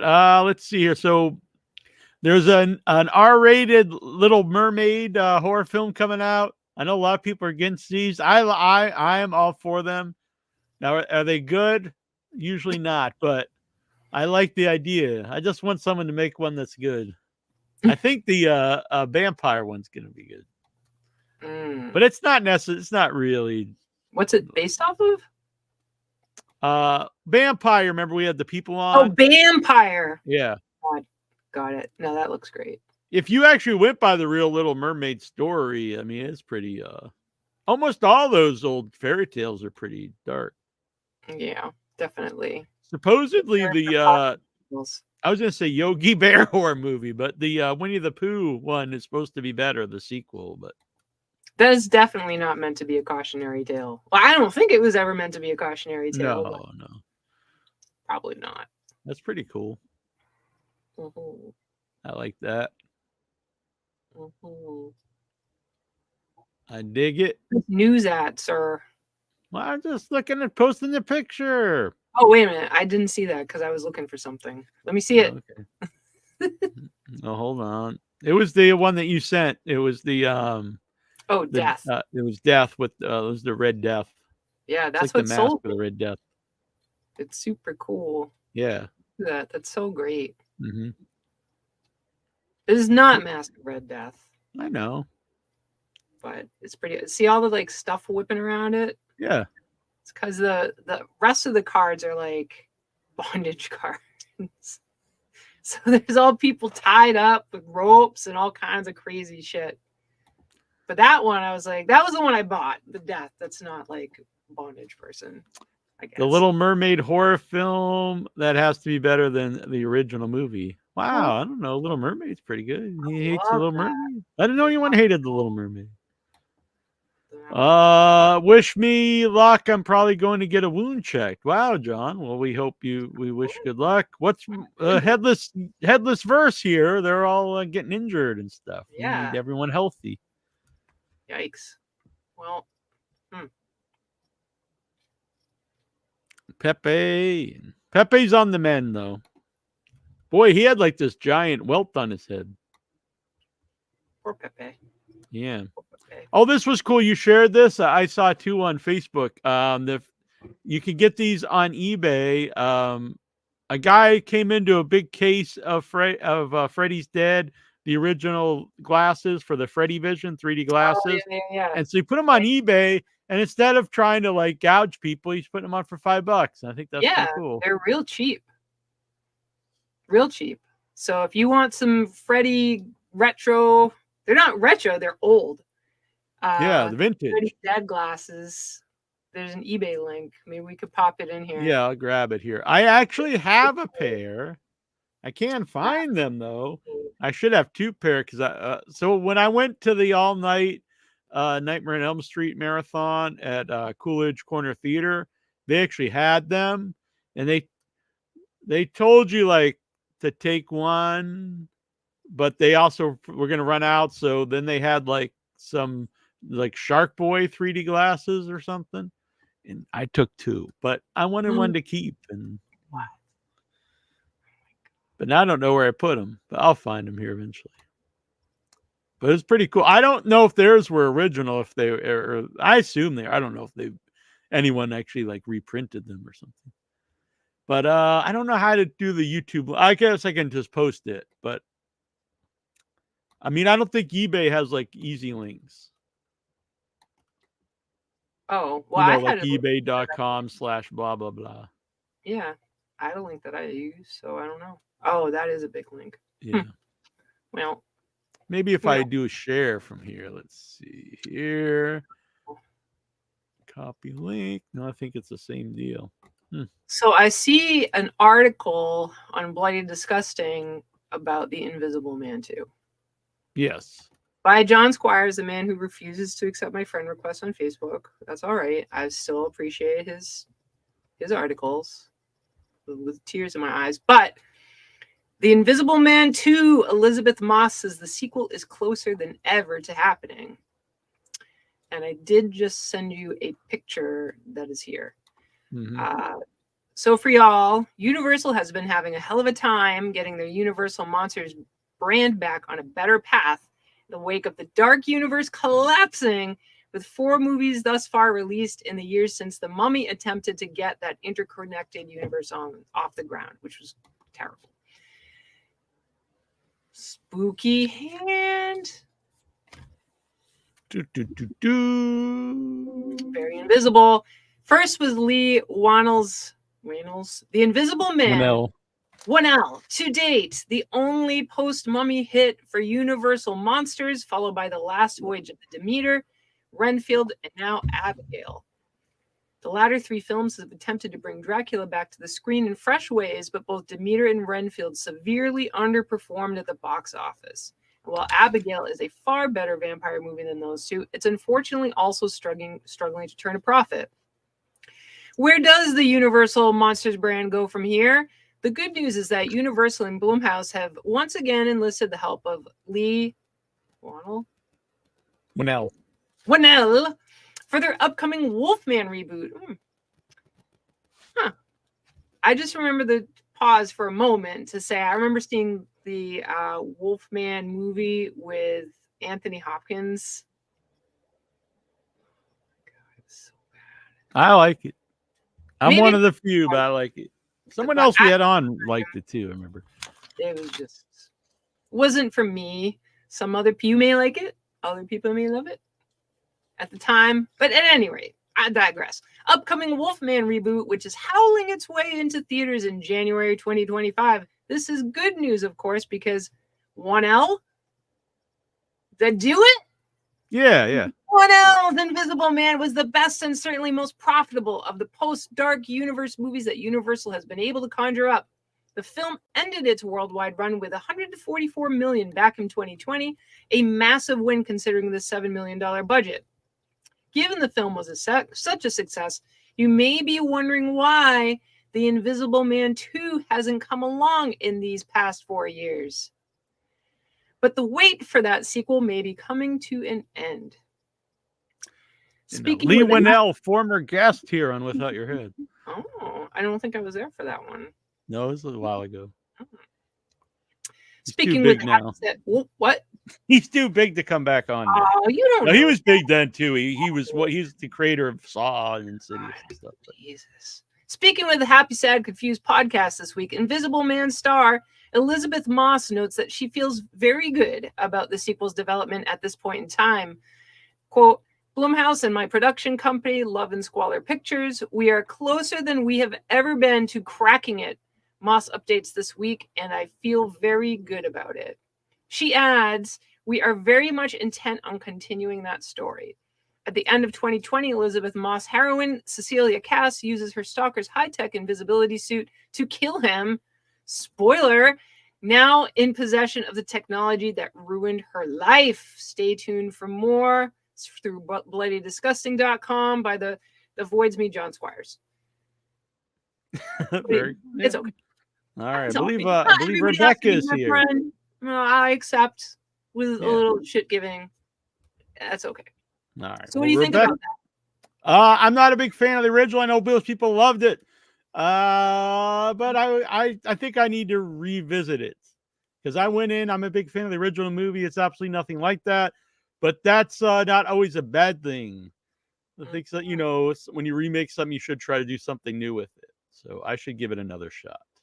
I like giving things another shot because then it's a really well liked movie. Oh, I don't like it. All right, let me add Rebecca in here. Oh yeah, awesome. All right, hey. So welcome. We're still the Station of Decapitation Without Your Head. I'm still Nasty Neal. I'm Rebecca. Yes, Rebecca. We need a cool what's a good R name? I go by Reba in my working life. Yeah. All right. Yeah. How do you say the last name? Myshrall. Myshrall. All right, Rebecca. Yeah. Myshrall. Not Mitchell, not Marshall. Myshrall. All right. And we've been really talking this your short up Sweetmeats because we both loved it. It's worthy. Yeah, it was probably honestly my favorite thing at Buff, and and there was great things at Buff, but that's an honor. Thank you so much. Because I got to see just the Dunwich horrors, and I was like, oh, this is a big competition. But so that means a lot to me. Thank you. It was absolutely awesome. It was so up our alley. It was beautiful. It was all the things were there, and it was so crazy. Moment to look at that. That's a very big cat. Yeah. Yeah. Sorry about that. He's definitely gonna shut this interview down at some point. Very welcome to the show, Cat. What is Cat's name? So I have 3 actually. That was Milo. I have Dolly, like spelled like Salvador Dali. Very cool. She's my thickest big girl. Mustache. And then Tommy, which is like my oldest cousin. She's like the angry older sister. So you could see any one of them right now. They're all in here with me. No. We like it when pets arrive on the show. What were you about to say, Annabelle? I'm sorry. Just that to go into, it's so bizarre. The effects are so great. Like there's just weird things happening. Oh, well, thank you. The opening is, I'm like, what? Because sometimes you start ashore and like, what is it? Because there's a bunch of girls being assholes. What's happening here? And then it just blossomed. Thank you. That was what I was hoping that I would misdirect the audience into thinking it was going to be something more basic, like a little slasher thing. Yes. And then it is not that. It becomes quite different. Yeah. So I'm really glad you like kind of were like, oh boy, here we go, rigmarole. And I love that it's like an anthology film within a short film, which I think had to been really hard to pull off. Yeah, I mean, I was the one who produced it alongside my other fellow producer Katie, who I wouldn't have been able to make had she not been there. But I was able, as the producer, writer, and director, I kind of like nailed it. Like I had it all functioning in my head. And then when we were shooting it, I was like, I think this is exactly like how it should be. And then when I got to the editing room, which I also like was one of the primary editors on it, it just, everything fit together perfectly. So I did something really right. Yeah. Well, segment you've got, and normally you have like a single character that connects an anthology. There's like a crypt keeper kind of thing, but you just had just this blend, just these overlaps, and people kind of coming back and seeing them creep in, and just like odd little moments. It's really clever. Yeah, thank you. Yeah, it felt kind of like a trick or treat kind of idea. That was one of the like slight inspirations for it, because I did like that whole like it all takes place in the same neighborhood and you just kind of like sort of dance around from house to house. I was hoping I got it across that it's like the whole world is cursed and it's not just like a weird couple houses. So that's why I added the transitioning sequence with the I call them the spectators, the 3 glowing women. So I was like, I want this to be like a whole world. And I like had my dad read the script initially, and he was like, it just seems like it's a couple crazy ladies. I was like, no. So I added those spectators, and I think it got the point across, which was great. Yeah. So what's your had you directed anything before? Just this really small short that I actually starred in. So I don't even want to say that I directed, because it doesn't feel that it's too much. It's like you can't really focus on both. So this is my first time directing other people. Mm-hmm. And what was it like? Did you enjoy it? Do you want to stay directing, or are you going to be like, I did it? Oh God, I want to stay direct. Yeah, I want to just keep making stuff. Like I've been helping so many people out locally. I live in Maine. I've been helping so many people like in Maine make their visions come to life. And now this was like my turn. I was like, yeah, you guys don't know what I have in my head. Like, I come across real sweet, but there's some messed up stuff. Well, what kind of stuff are they making? Like what kind of genre? Are they not horror stuff? Is it not horror stuff? Maine loves horror. Yeah, well, yeah. Stephen King. There's a fairly well-known guy from there. Yeah. I think there's this film festival, Damnation Land, and it's probably the biggest film festival that we have. And so that's how I was able to make this, was because I was invited to make a film after like years and years of proving that I can make movies, kind of. They finally took a chance on me, but cool. I think they invite like 6 different directors, and then you get to just be like, bleh, and it plays at the State Theater, which as anybody has been to that, it's like a classic Maine staple. So I got to premiere it in like front of an audience of quite a few people, and so I got to hear like moans and screams and like what the hell is that? Like it was very special. But so yeah, a lot of people take to horror in Maine. It's like one of the preferred genres. But we just had like a cycle of this one movie called like Nice People that a friend of mine made. That's a feature that was anthology of just like little moments in Maine and little weird things. And so it's, I don't know, there's all kinds of genres. There's like dark comedy, but it always feels like there's a certain darkness in it, because I just feel like that old town kind of the classic Maine history just kind of bleeds into everybody's psyche. Mm-hmm. But yeah. Love that. Now I want to go to this now. Yeah, I'm down. Yes. Now I did type up the website, and it says screenings with different locations, which is interesting. So I don't know what that is. For Damnation Land? Apparently. Screenings, Portland, Bridgeton, Portland. Yeah. Brunswick. Oh, yeah, because it goes to different theaters around Maine. Got it. So it premieres at the State Theater, but then you can catch it like in different theaters and, increasing dates or whatever, which didn't happen because we had a mass shooting in Damnation. It was the first mass shooting in Maine. Yeah, all of the theaters shut down. So I was like, okay, that's appropriate, I guess. Yeah, geez. So you said your dad read the script and, he thought whatever he thought, but has he seen the finished movie and what did he think of it? He's my biggest fan. So I'm misleading. I wrote the script on my own, but me and my sister conceptualized it together. Mm-hmm. So it's been kind of a family affair. So we co-wrote that.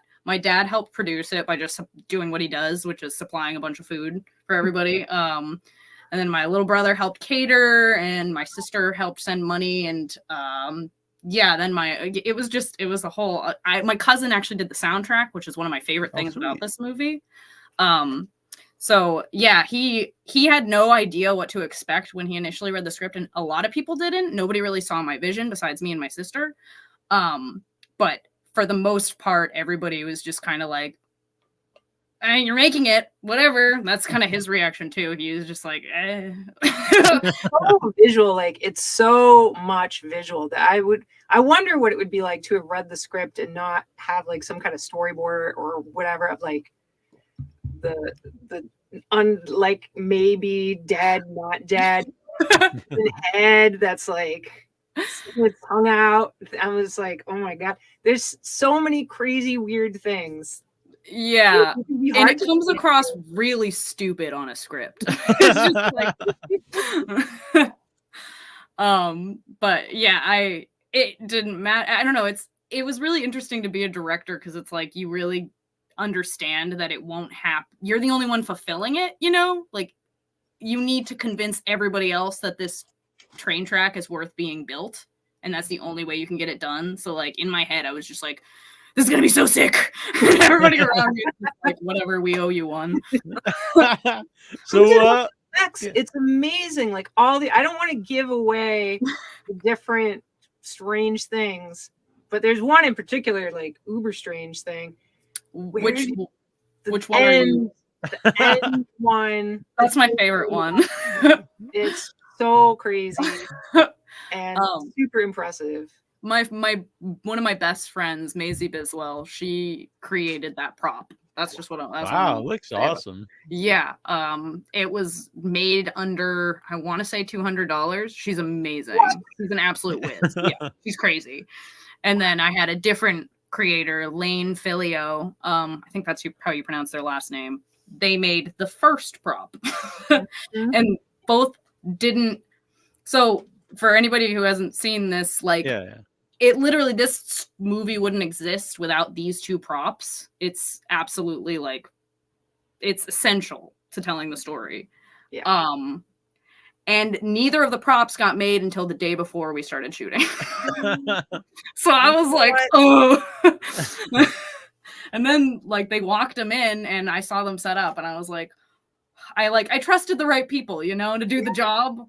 Oh, I couldn't have done it. There's no way. Both are that's wild. I assumed it took months to make the last one anyway. Right? Yeah. No, yeah, it's crazy. And like my friend Maisie, she has a lot of like stomach, like bowel issues. So she's often in a lot of pain.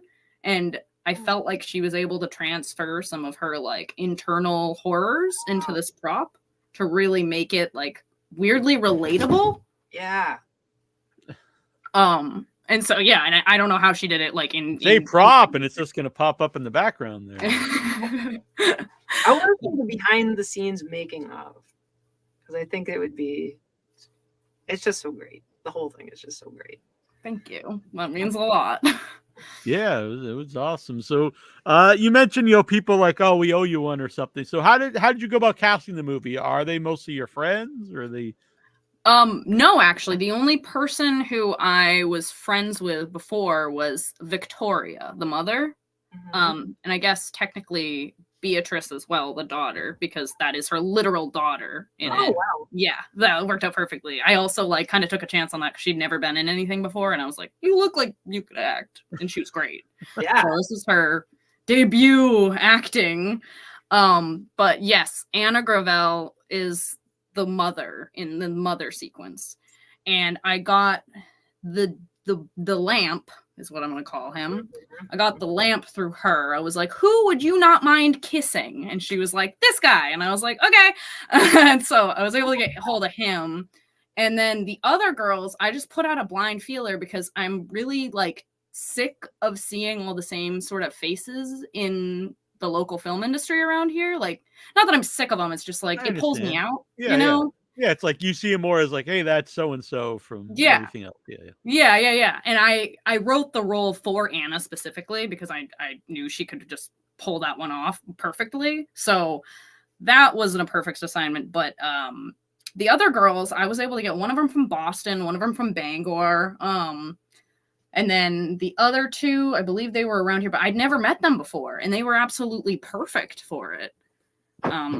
Especially, for me, it was Jamie who plays Beth, the shy one, who you're first introduced. She's kind of like the audience surrogate in the first part. Yeah. It was a really kind of like almost like a fate in which she came across that, and we both met, and it was funny too because this is Dolly. No, it's totally fine. We don't mind.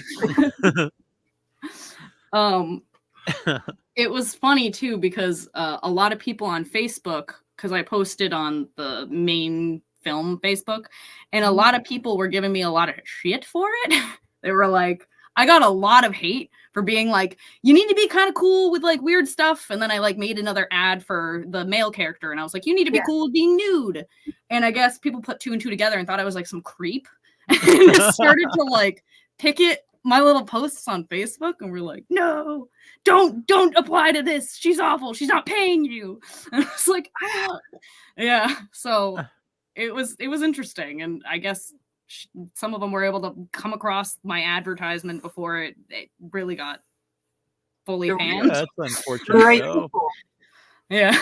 It does seem like everything, there are all these different things swirling around, and it really did. You know, they tell these stories about how things just come together, and this is all these things just seem to happen just right. Yes, it did. And it was like, I have to give myself a lot of credit there for keeping things together. And Katie, my other producer. I love the idea that you had all envisioned in your head and then you knew what you were going for. Because I'm currently trying to put something together and I have it all in my head. And sometimes it's hard to explain to anyone else what it is. Yeah, it's like, I wasn't expecting that either. Like, I thought it would be a lot harder. I thought something wouldn't connect or something would go amiss, but it really is worth it to just try and like create the perfect scenario for the vision you have.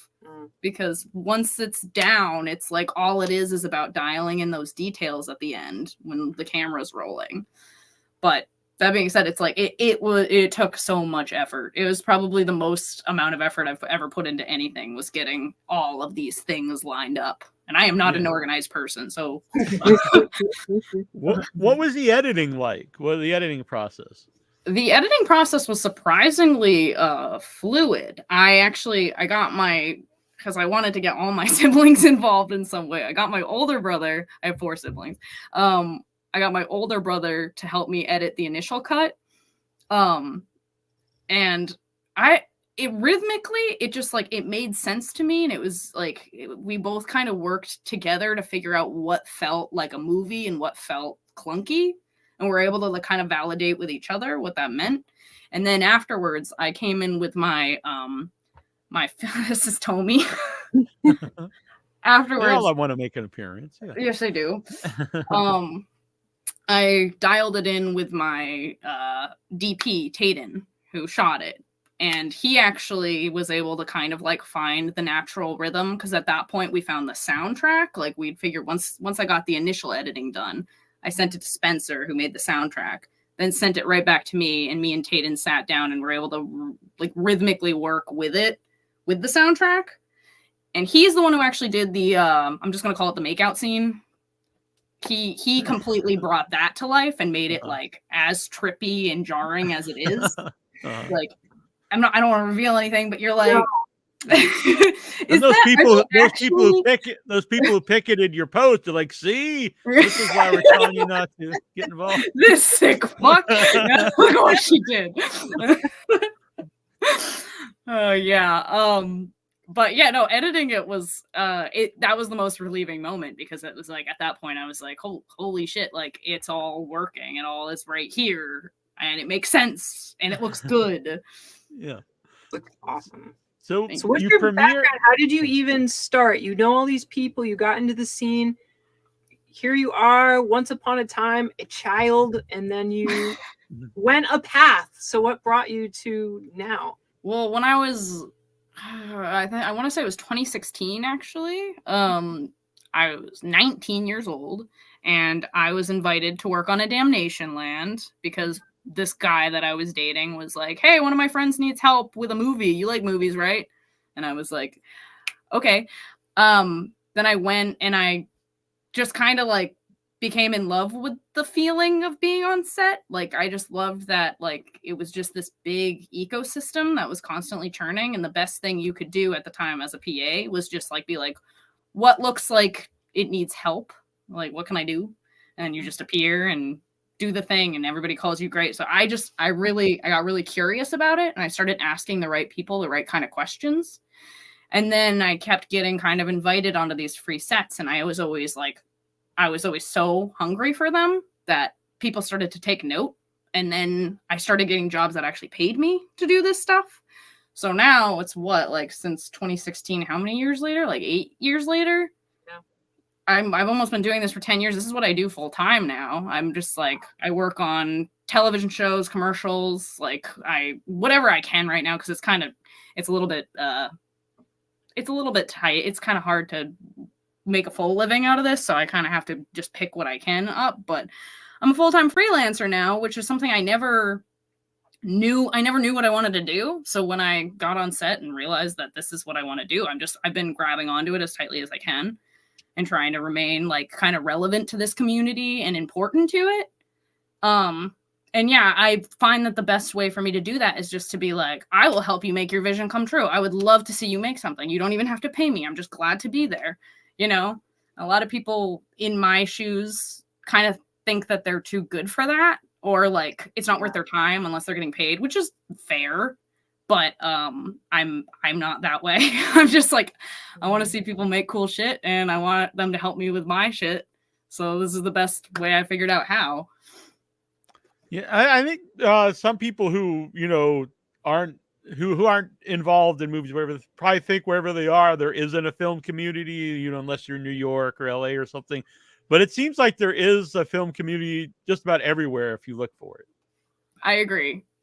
I think it's worth like keeping an ear to the ground, or even trying to make something and just seeing if you find the right people. And so you premiered in Maine. So what was the premiere like? It was it was interesting. It was like I was so excited for it. I was very proud of this thing that I made, and I felt like it would be well received. And it's kind of like I had a boyfriend who I didn't work out with. And it was interesting because that night I found out that as a way of trying to get back at me, he was trying to get my movie removed from the whole festival. It was very dramatic. So I went there trying to be like, oh, I did a thing, only to find out that he'd been spreading a bunch of lies about me and was like writing letters to the whole board, trying to convince them that I was, I don't know, some kind of a psycho, which I don't know, maybe I am, but I just thought it was a bad breakup and, you move on from it. So it was interesting because the audience loved it and everybody was really excited about it. But in the back of my head, I'm like, am I going to be kind of like removed from this community now because of these lies that are being spread? Trying to ruin your moment there. Yeah, it was really odd. So I had to convince myself that like I was kind of like, I won that night, I guess. Mm-hmm. It was odd. Really mixed emotions. That's a shame that like found its way into this experience that you had. Oh, it's interesting because like part of what fueled me to write this script was like going through this really tough breakup and just trying to like not necessarily seeing myself as a good person in the breakup. Both sides were messy. So it was like helpful to kind of take that out on the script and be like this is a female world, but not everything's great because women are messy and we're like bloodthirsty. We have problems. And at the same time, like the other gender isn't much better. So I kind of wanted to represent that. And it was soothing and kind of like healing to do that. and then for it to kind of conclude like back on that doorstep was really odd. But the premiere itself was awesome. People loved it. It was the final movie of the night. And I had a recording of the audience's reactions, which I think my phone eventually deleted, but it was like so wonderful just to hear how like the excitement, and you knew at what point the movie was because of how people were like reacting to it. Like you just hear like repulsed moans or like and then like a certain reveal that made everybody start like laughing and screaming. It was so wonderful. But like at the bottom of my heart, I'm just like, I can't believe that this person that I loved so much would do something like this to me. Yeah. That's so painful. So it was interesting. It was an interesting experience. Well, hopefully he's now curled up in a ball, forgotten, and not a part of your world anymore. That was the last time I ever had any interaction with him. Was just like hearing through somebody else. The Damnation Land showrunner was the one who told me, actually, like, he's been writing letters. He's been trying to get this movie pulled. We actually had to fight for you. On Facebook trying to like mess with your acting stuff? Yeah, I don't No, maybe. I don't think so. Various web. It was really, it was weird. It was like, it was like just these equal forces of negative and positive working together to make this movie like better than it should have been. But startling. I was like hoping I could say something about that because I haven't been able to say anything about that without feeling like I'm just sinking to his level, you know? So I mean, it's not just him, it's part of your life that this happened. You know, this is part of your story. It's not like you're just trashing him, which it sounds like he would be trashable. You know, you're telling this is part of your story of what happened with your experience with your film. It was so alive in all of the ways. So had you, because Annabelle and I saw it at Buff, Boston Underground Film Festival. Had you ever been to Buff before? Had you known about it? Nope, that was my first time. And then I wasn't able to connect with anybody afterwards because I just got lost. Like, no, they sent us in like 3 different bars, and I went to the wrong one. And then by the time like I tried to connect, so it was like really wonderful to be reached out to by you guys and by a few other people afterwards, just being like, "Oh, it's you." Because I wanted to make those connections so bad. That's like why you go to those things. Yeah, I miffed it. Yeah, I'm glad burger bar makes no sense. It's like it's like a secret lair that no one knows about. So I'm not a local. It's like it's like locals don't know. No one goes to the Tasty Burger bar. That's the thing that I was a little bit bitter about with Buff. I was like, you didn't give us a place to just like hang out for a minute and meet each other. You just were like, okay, get out, everyone out now. It is true. There are lots of festivals. They have like a space where people could just interact, and there's shirts and whatever. And Brattle's so small. Yeah, it's basically you got to get out and go back in for the next movie. Yeah, I don't blame them. It just it did I understand though. Like, here are the things. Here's how do you get around. But so maybe future buffs, you know, we can guide you to Tasty Burger's basement. Now I have this connection. Amazing. It took a lot of effort. And if you just want burgers, though, we would recommend Charlie's. over Charlie's. Burgers. I've seen that place driving much in. Better bar as well. Yeah, that place looks good. Yeah, it's good. That's one of our regular stops there. But so in Maine, like you premiere, but you know you've had connection to that festival. So in Buff, you don't really have any connection. So going into that, like, are you more nervous? Is it a different feeling? Like, how are people, take to this? I wasn't sure if it was going to hold up to the other movies. That was my big anxiety and watching it was like, there were some that I was like, it was a really strong block. We did a live review of it after, and it was all those shorts were really strong this year. But that block, especially, everything was very good. Wonderful. It was insane to me that my movie even held a candle to any of those, let alone became some of the night's favorite for some people. Like that was wild because there was just, there were some, I'm like, I'm not going to be able to remember the names right now, but some that actually had me emotional, which I was like like that's true right there. There's some real true filmmakers in this audience. So to be with that lineup was just such an honor. I have to say, your film, in its own emotional way, made me feel like this joy. Really? So dark, but I'm like, this is amazing. It's so full of terrible things, and Yeah, so creative, and I just love imagination. this. Like, just go with it. Just trying to figure out, even though it's not a real world, but trying to figure it out and put pieces together. It's just fun. It's inspiring. That's great. And it's been funny hearing the reactions between men and women, because I think for women it seems to hit more of an emotional core, but for men it seems to just be like thorough entertainment. Like, this is great. So that's cool to hear. Thank you. Yeah. The women, you mentioned this a little bit earlier about having these that women they're not just wonderful and put all women on a pedestal all the time, no matter what their behavior, no matter what they do. Because I think that happens a lot, where it's like women just should automatically rise to the top without any acknowledgement that women can suck and also be great, and that there's shades of gray. Well, There's that was like a huge intention for me while I was writing the script, because I call it girl boss feminism. It's like a marketable, packageable feminism that I think is like actually doing us more harm than good, because it's making all these like nerd boys really mad when it's like, oh, you made like my favorite male like superhero into a woman, like, and she sucks. Like, thank you so much. Now I hate women. But yeah, I don't think that an intriguing character is necessarily a nice, clean, good character. I think that the characters that make the biggest impression on us are the ones that are like deeply flawed.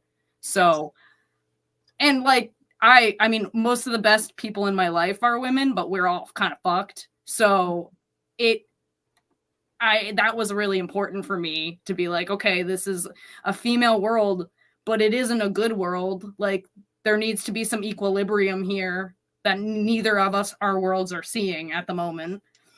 And I felt like the best way to get across that was just like, yeah, these women just use the men in a horrible, horrible way.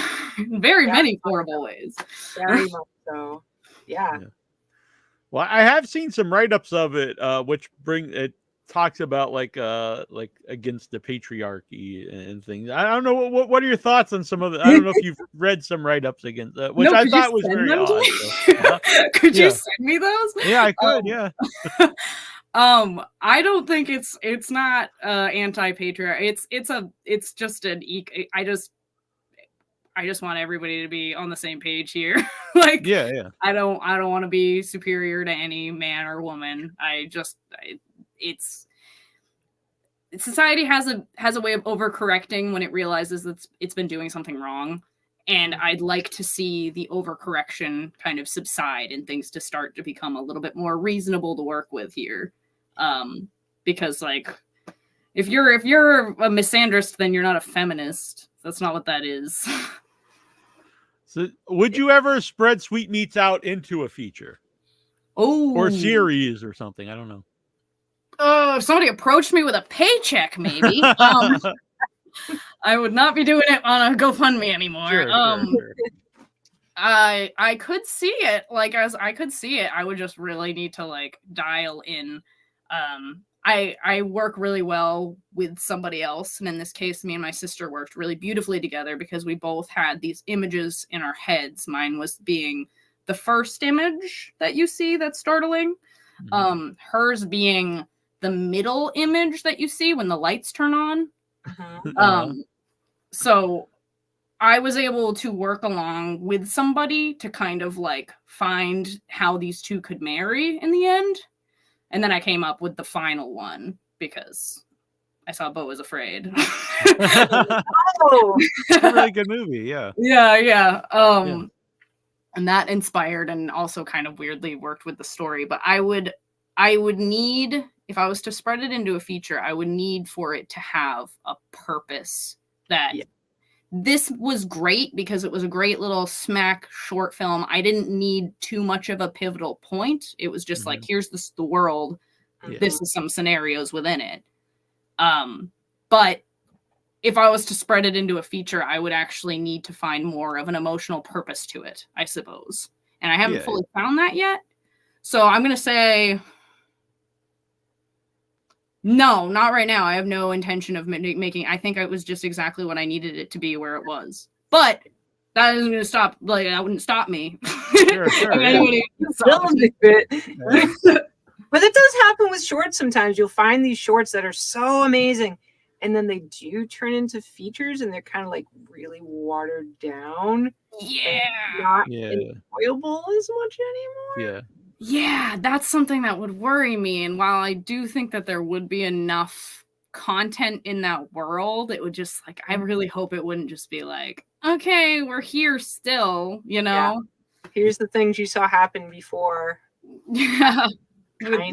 Less good stuff in between. Yeah. It is so packed with, it's just constantly packed. There's no time where you have downtime in your brain. For me, I'm constantly trying to figure out what's going on. There's no brain downtime. There's no full break. It's just constant. That's why a lot of people said that they like got it the second time they watched it. Most people were just in utter shock when they first saw it. Coast just says, this was about your previous comment. Nerds will be nerds, even though I'm the nerd lord, so I can say that. And he says, in some areas of YouTube, this is a white hot topic. That was, think about, like the superheroes, Oh, yeah. Gender swapping and different things like this. Oh, yes, it's a white hot topic. I love the way I don't think there are enough people that say this openly. It is like there's a tricky place where are you going to make someone mad by just saying, hey, can we get along and like can we people like I'd love to move forward. Yeah. So yeah, I'm fortunate to have this platform right now to be able to say these things because like I can't say too much with the film itself, it's like it's all up to interpretation. But it's that's the subtext. Right. You don't want to just be beating people over the head with whatever, in your film. It's not necessarily a film after that. It's more like you're just, preaching. Yeah. I think that's something that is excellent about it because some of them I do feel like it's so like I get it, and that's fine. But yours is, I don't know, it's like a part of it, but it's not the whole thing. That make sense? It's not well delivered, what I just said. But I mean, that's what, being like subversive is like you can enjoy it on one level, but at this other level, you're saying something else. Mm-hmm. And what are the plans for Sweetmeats right now? So are you going to play other festivals? I gotta submit it to more festivals. I'm gonna be honest with you. The festival submission process has been like maybe my least favorite thing. Like it's like it's directly under like doing my taxes. Like I hate submitting to festivals.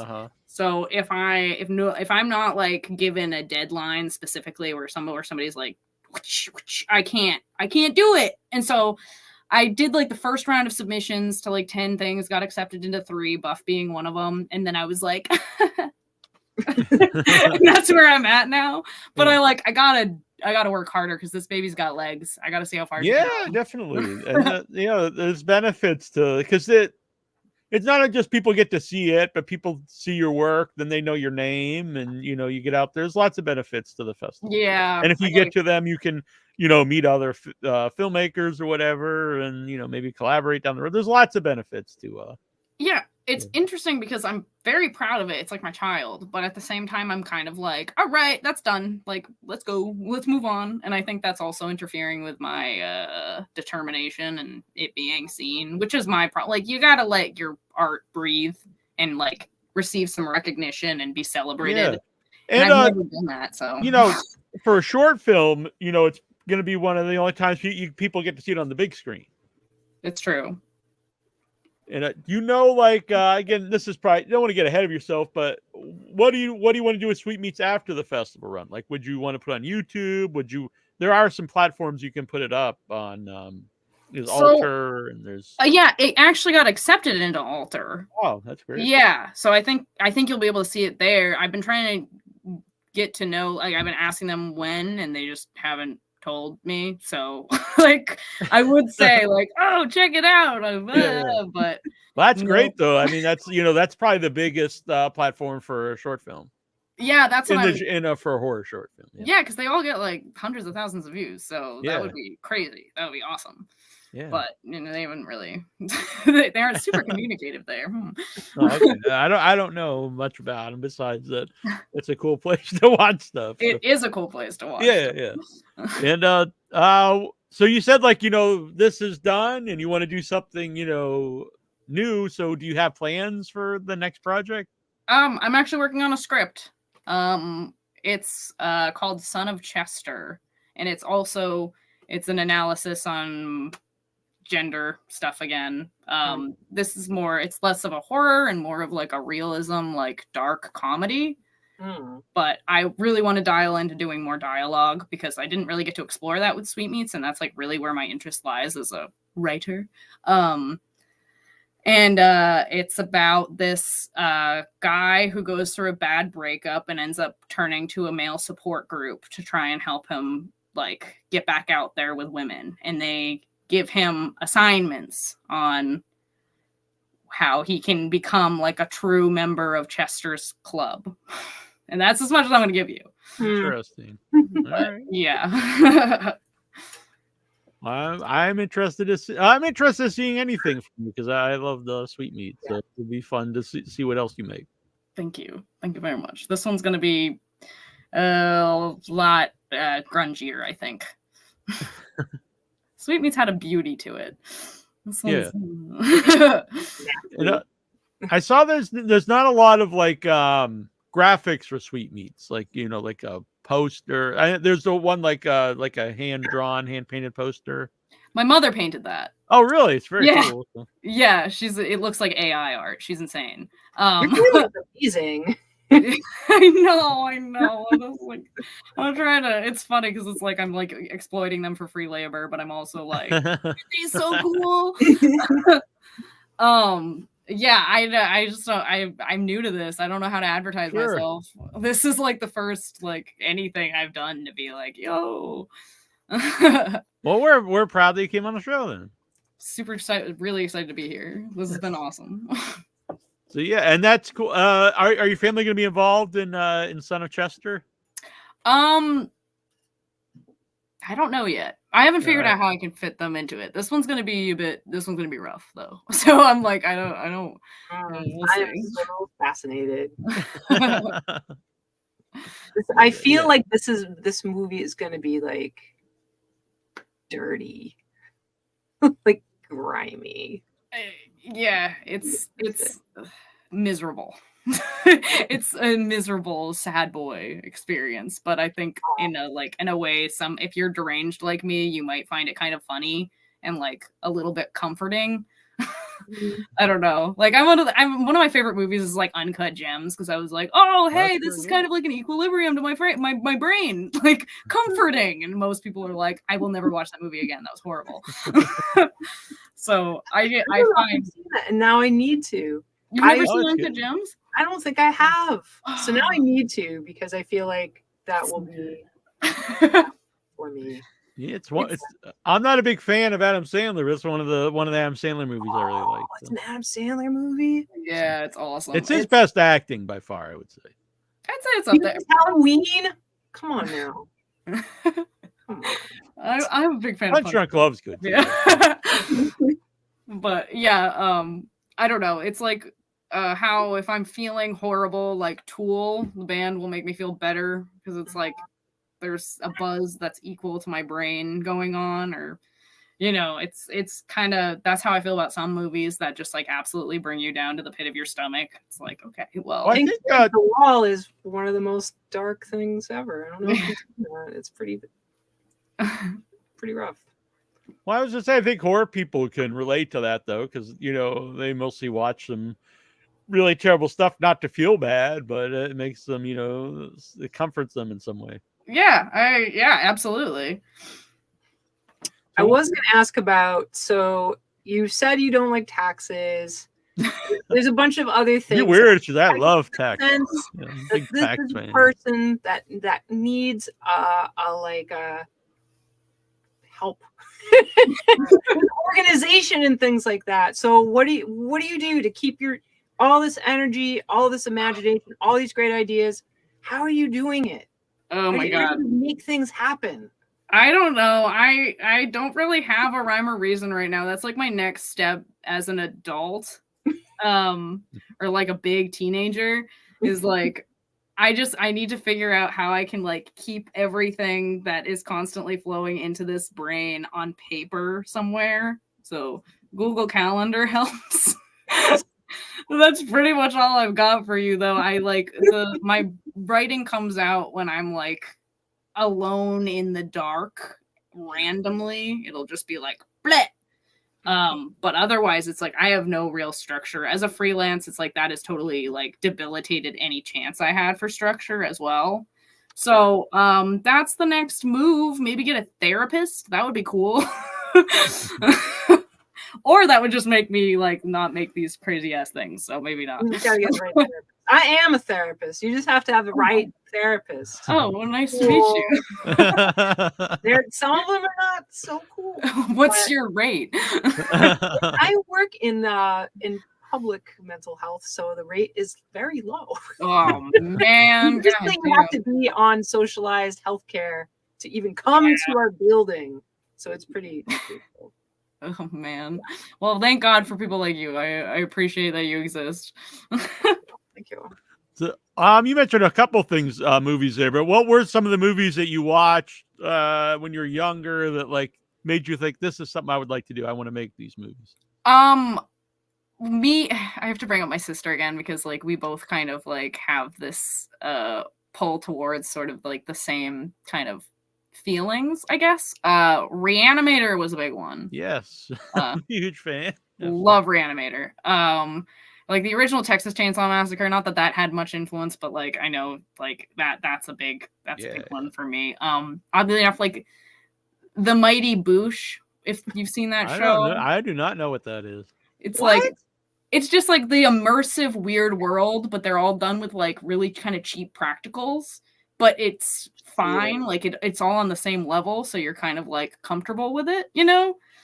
Yeah, I love what else? Good question. We used to just like there's bull moose. I don't know if you guys know what a bull moose is. Oh yes. Okay.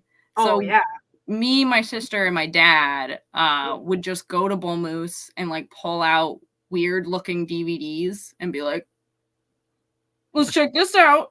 Yes. So we got a lot of exposure into horror and sci-fi because of that. And that was like, it was like, I came across hair extensions that way. I would have never seen that freaking movie. Stop it. The one with Ken, what's his name? The girl from, it was like Super J horror. Yeah, there's like the girl from Kill Bill. Okay, so it's a girl that's found in like a container crate. That one? No, this is the one where like this hair like starts to like overtake. It's like haunted hair. I think this is a movie you talk about a lot, Annabelle. Right? She's in the morgue. Maybe. Oh, I think you're right. My God, all I have is like the hair running out of people's mouths and shit in my head. Annabelle has talked about this movie many times on the show, so it's not just because you're here. This is one of That's really funny. Yeah, I watched it. I know who's seen this movie. I watched it the once or twice. Like I think I saw it twice when I was like back then, and it has never left my mind. So it's like one of those staples, or it was like there was that period of time where we just kept grabbing dollar movies at Bull Moose and being like, "What the hell is this?" And that was my favorite one. So it's nice. Like look at us. I need to see it. I've never seen it yet. It's great. It's Annabelle's been telling me about it for years. So. At least a year. I don't remember when I found it, but it's so. And then there's a guy sings this hair song. Yeah, hail. I remember the song. Yeah, it was really memorable for only seeing Yeah, kind of. If Rapunzel's hair just kept climbing. That's one they could make. They're making all these horror movies off fairy tales. They need to make a Rapunzel movie. Horror Rapunzel? All right. Yeah. All right. I can't even. Yeah, whatever. Well, those are some good ones. Yeah, Reanimator is one of my favorites. Love that movie. Yeah, it's great. It's a great combination of comedy and the horror really works in the movie, and all the performances really played straight, which so over the toply straight, which makes it very funny. I had a very, very long, hard crush on Jeffrey Combs for a very long time after watching that too. I thought he was so cute. Do you still think he's so cute? I do. I still do. It's just not. He's not the background of my phone anymore. So. Do you have I know you're on Facebook, but do you have like social media for Sweetmeats, or maybe that goes into the category before, like, to get things more organized? Maybe you should have like should I? I figured it was like, I don't need this, like, who cares? But you should probably have one for yourself as a director. Yeah, like an Instagram seems to be the place where it's at. I do have an Instagram. It's Rebrolonic. It's kind of hard to like. I don't know if I can like it. Rebrolonic. It's Kino Liber, which is a production company backwards. All right. Yeah. Ed Guinn, who was on earlier from Texas Chain Saw Massacre, just got on TikTok, so I think that was pretty cool. Yeah. Aren't they banning that? I know, it's been in the news. He's a little late. Demanding. You have to actually make a product every time you do TikTok. Instead of just like Instagram, you just like, here's a picture. Yeah. Verb. TikTok, you gotta. It's like a hustle thing, and I'm no hustler. Like I'm not on this. I can't. Yeah. I'm not making my world on my I wasn't really saying you should get on. I just thought it was cool that Ed Guinn is now on the TikTok. He was 79. He's a 79-year-old man. Yeah. and he just got on TikTok. He's not doing like the milk crate challenge or anything like that. I don't think. So cool, by the way, that you guys got to interview anybody from Texas Chain Saw. Like, that's awesome. That's one of my all-time favorites. Just like funny, but like horribly realistic. I'm glad you said funny, because I think that there's a lot of funny stuff in it that I think it's overlooked. Part 2 is clearly overtly comedy. Yeah. But the first movie I didn't really see it when I was a kid, but as I got older, there's a lot of dark comedy in it. It hits you, when you watch it like 2 or 3 times. It's like I felt the same way about Eraserhead when I rewatched it. I was like, this is funny. Like it's horrible, but it's funny. The weird little like baby. I guess that was like a real actual animal head, like some shrunken down calf head or something like that. I know, it looks like a little dinosaur. Oh wow, you are sick, and it's like that's one of my favorite parts. That's what it was. Eraserhead has like always been kind of weirdly one of my inspirations for like I don't love that movie. I just love what it does to living things. A person with like these paper mache cheeks inside of a radiator. The lady in the radiator, yeah.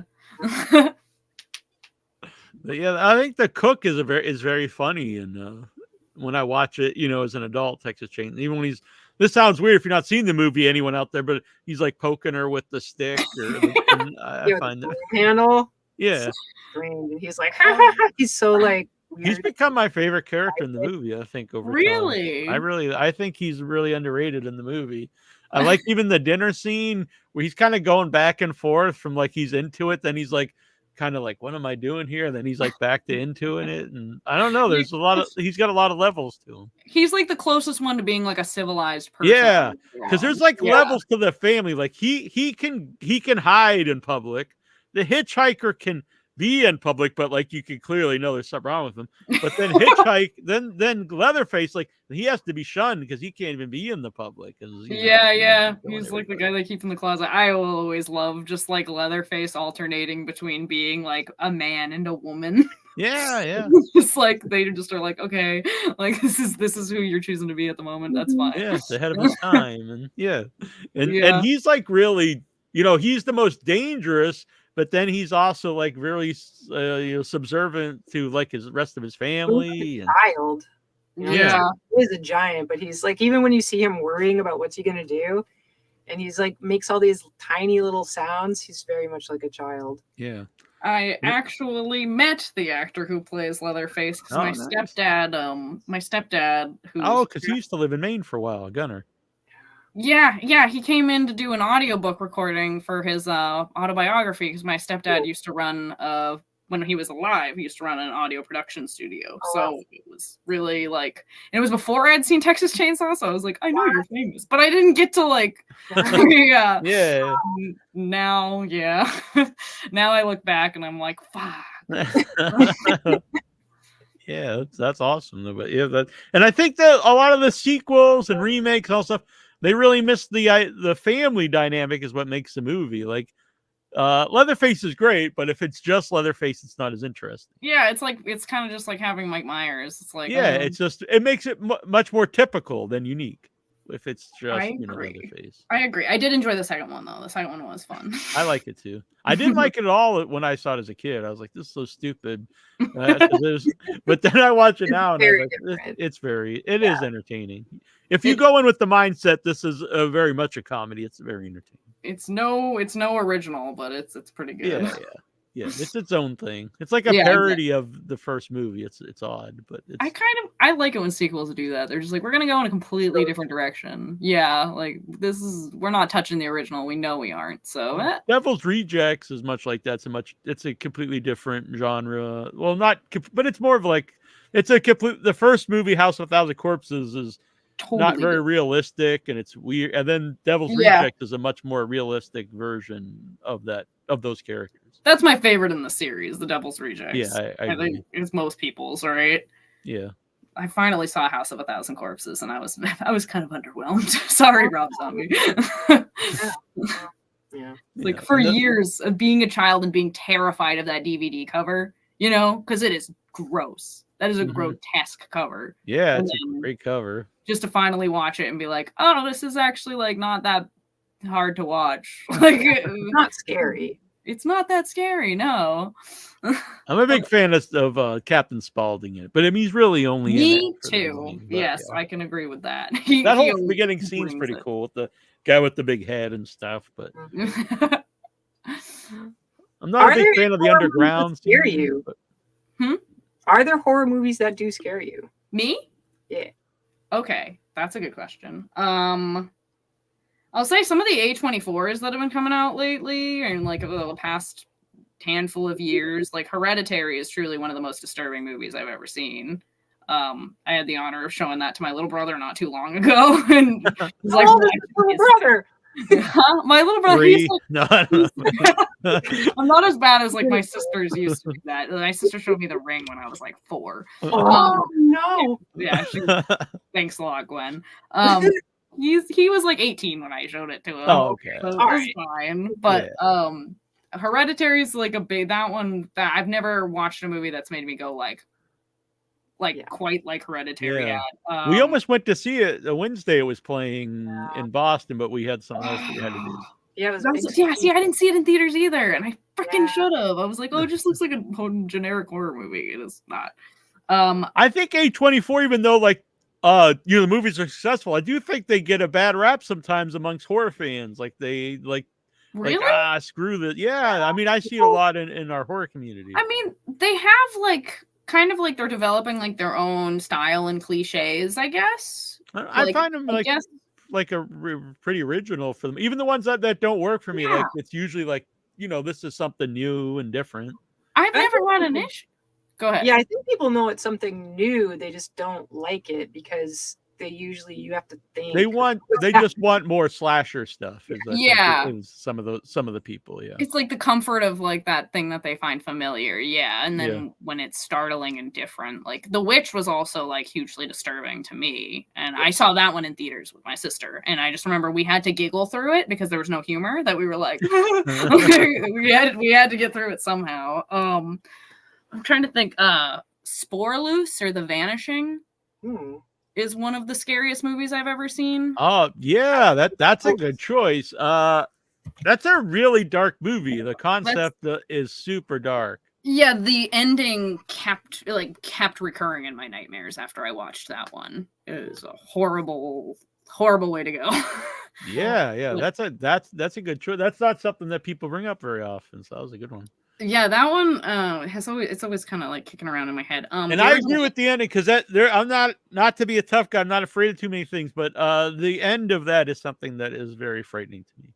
It's really disturbing, and it's the way that they portray it is like it's like this beautiful soft film that when you get to that point it's like holy shit, yeah, just yeah. And it's like not in that way that like a lot of foreign films kind of just like are so edgy that it's like it kind of becomes like jokey at a point where you're like, well, this is so much that I don't really know how to respond to it anymore. But I don't know. Spore Loose was like, it was just poetically done. What a great film, but so disturbing. The original Exorcist is really scary to me, still, genuinely. One of the best, one of the best movies ever made. One of the best books too, if you've never read the book. I've only read Legion, but I'm gonna get to Exorcist soon. Yeah. Other horror movies. That's a really good question. Other ones that keep me up and keep me chilled. Exorcist, I find lots of it scary, except for when she's possessed, like full blown in the bed possessed, and then I think she's funny. Yeah, that's fair. Yeah, especially with like croaky ass voice and stuff. You know what she did. Yeah. But all of the like that movie's so fucking perfect, just like harmoniously created. The little splices of like I still find what is it? Is it Zuzu? Yeah. Pazuzu. Pazuzu. Yeah. This flash of Pazuzu's face, which I know a lot of people have like started to like meme and think it's like goofy. That shit still scares me. Like I agree, it dials in that chill, and you're like, oh, this is not normal. And I love that, just the like slow, just pulling you into something. Yeah. And then before you know it, you're like in the thick of it, and you can't get out. Like I love that, and yeah, the acting is phenomenal too from everybody. Yeah, the real life dynamics of there's two stories here. There's the priest who's not doing great. His mom's, hospitalized effectively. He's not in a good place. And then there's Reagan and her mom. And it's like these even if they were their own stories with no supernatural anything, those could both be independently interesting stories. Yeah. And then the fear of here's her daughter and thinking about psychology of that time and how they handled mental health and her being in the big machine. Like, oh my God. That whole sequence of her in the hospital being tested on, it gets harder to watch every time I rewatch that movie. And every time I rewatch it, I'm older than her. So I get more and more of the maternal kick in to be like, please stop doing this to this little girl. Like she is like, the scene where they just like draw her blood and her spinal fluid or whatever. Holy shit. Seems like she's genuinely in pain. It's so hard to watch. It's like, it's crazy you ask me these movie questions. All I do is talk about movies, and now it's like when I'm on this phone, I'm like, what? Well, you brought up I like that you brought up some classics, obviously, and then some ones that are really out there that people aren't going to bring up. The Hair movie or you gotta get the full range. I can't stand it when people are like, oh, music stopped playing after the 70s. Like, you don't know. Go check shit out. What are you doing? Open up your horizons. All you have to do is go on Spotify and put in one thing and say play random shit, and then you find one thing and you keep going, and you just keep going and keep going. Because like bull moose, there's not a lot of bull moose out there anymore, right? That kind of store where you can go in and you can pick out some stuff, and there's people are bringing in their stuff in trade. The bull moose that's near me, it moved from the beautiful downtown and was like pushed up the street near the mall, like in some side road. It's so sad. Well, so physical media is just like on the decline, other than like very particular forms of it. Like obviously albums are doing really well right now, but like it's like I love collecting DVDs, and just to like now I'm like starting to be like, well, everything is streaming. Why do I have a case full of all these DVDs? I never want to get rid of them. But yeah, it's weird because I'm guilty of this because I have so many DVDs and Blu-rays, but sometimes it's easier just to watch it streaming because like, do I want to go find the disc and put it? And I know that sounds stupid, but I'm like, I know it's streaming somewhere. I'll just it's click the thing. Genuinely easier than being like yeah. HDMI DVD player eject. Yeah. What sells me on the Blu-ray stuff are like the cool. I love commentary tracks and the special features and stuff. Yeah. See, now I just get that on YouTube. Like it was a great movie. Yeah. So it's a bummer. It's one of my favorite things used to be just going to like going to Blockbuster and just like wandering around and grabbing what you can. And now I can do that. It was long after they did the streaming. I used to still get the Netflix in the mail because they'd have the commentary and stuff. But then they started doing what they called rental releases, and they had no specials at all. So at that point, I was like, well, there's no point in this. I'll just go strictly to streaming, I guess, for that. I miss Netflix in the mail. That was so fun. That was such a fun era. Yeah. Now people need Amazon. Surprise. You get this movie you've been wanting to watch is streaming for the next month. Better get on it while you can. It's gone forever afterwards. I think the Arrow streaming does actually have some commentary tracks and stuff, which is cool. Good.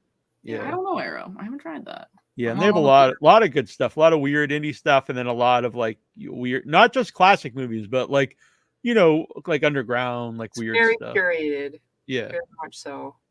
Okay, I will give that a go, actually, because I am sick of Paramount Plus just dying on me for no reason. There's a good show that went to Paramount Plus, and I'm sad because I don't have a lot of stuff called Evil. Evil. It was also like a supernatural devil church vibe where it's there's a woman and she's like a court psychologist. So she goes into this particular place to check out this guy to find out he's saying that he's possessed. And so she goes in to test him. And meanwhile, there's the priest that's in the hallway. And then there's the guy who does, he investigates things from like a technical point of view, or frauds, right? So these people end up going around to try to find out who are the frauds. And it's very cool because there's actual cool spirit stuff in there, and it's creepy. Ooh, I love it. Yeah, because I'll have to check that out. Yeah, because I will not lie. Like, I feel like the most cliched genre is usually like the supernatural spirit genre. It's the one that I feel like is the most I don't know, people don't know how to keep it alive in an interesting way, and so they just do the same kind of stuff, which the same kind of haunted house kind of deal. Used to be my favorite. Yeah, it used to be my favorite kind of horror, and then it just kind of, I think it was like the what was that series that got so big for a minute there? Or a TV series? No, the movies. Conjuring movies?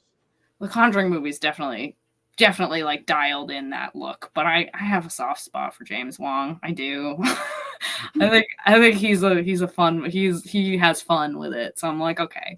But oh God, what was the ones that were all done on the webcam, the video camera?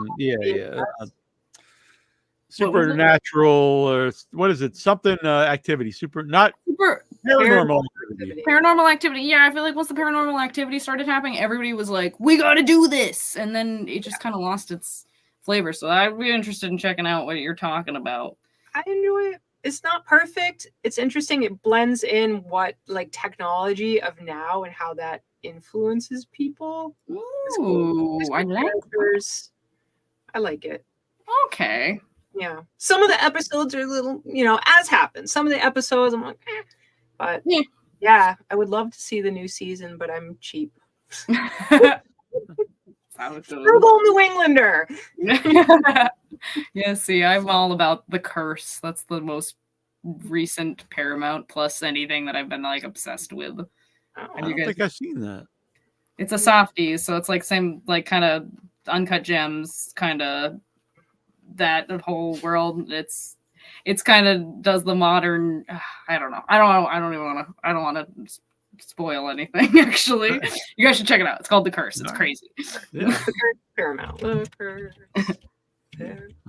My mom might watch it. She watches a lot of stuff on Paramount Plus. Ben Safdie, Nathan Fielder, and Emma Stone.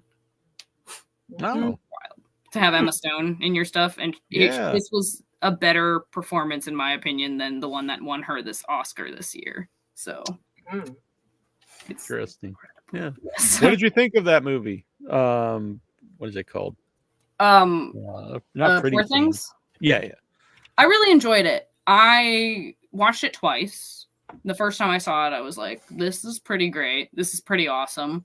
Second time I saw it, I was still like, "This is great," but I was noticing. I think it dwelled a little bit too long in the whorehouse, in my opinion. I agree. Yeah. And it kind of lost its own plot in there. And I was like, it's not that I know a lot of people were really offended by like, well, she's got a baby brain and she's having sex and that's really fucked up. But I was like, I could see what they were trying to say. And it was like, it's like, yeah, femininity is like inherently like can be very sexual thing depending on who you are. So I didn't really have an issue with that. It was just like the whole, like, does it have to be an entire third of this film? And I don't know. I also felt like it kind of glossed over her bisexuality. It came in all strong. Like, this is one of the only positive interactions she has in this world.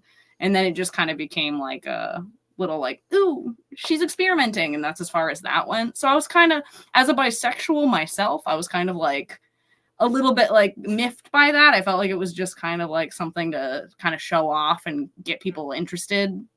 Didn't really have anything to say about it. So I had some issues with it, but overall I thought it was like an awesome film and I thought it was gorgeously done. And I really like that director anyways. The Lobster, I think, is awesome. That's probably my favorite. I've never seen The Lobster and I'm not sure why, because I've heard so much about it over the years. Either you'll be like, this is great and funny and I like it and I understand it, or you're gonna be like, I hated it. It was a waste of my time. That's usually the best kind of movies though. It's better than a movie that you'll be like, eh. Yeah, so I keep trying to get my sisters to watch it and they keep being like, no, I'll hate it. So like, I think it's awesome. That's the most boring movies, like when we get screeners or whatever, if it's like maybe it's technically well made, but it's just like something I've seen a million times, a haunted house movie, and that's just the same why stuff. I have an issue with the paranormal, because it just can be so goddamn boring if it's not done in an interesting way at all. Yeah. It's the same old. Yeah.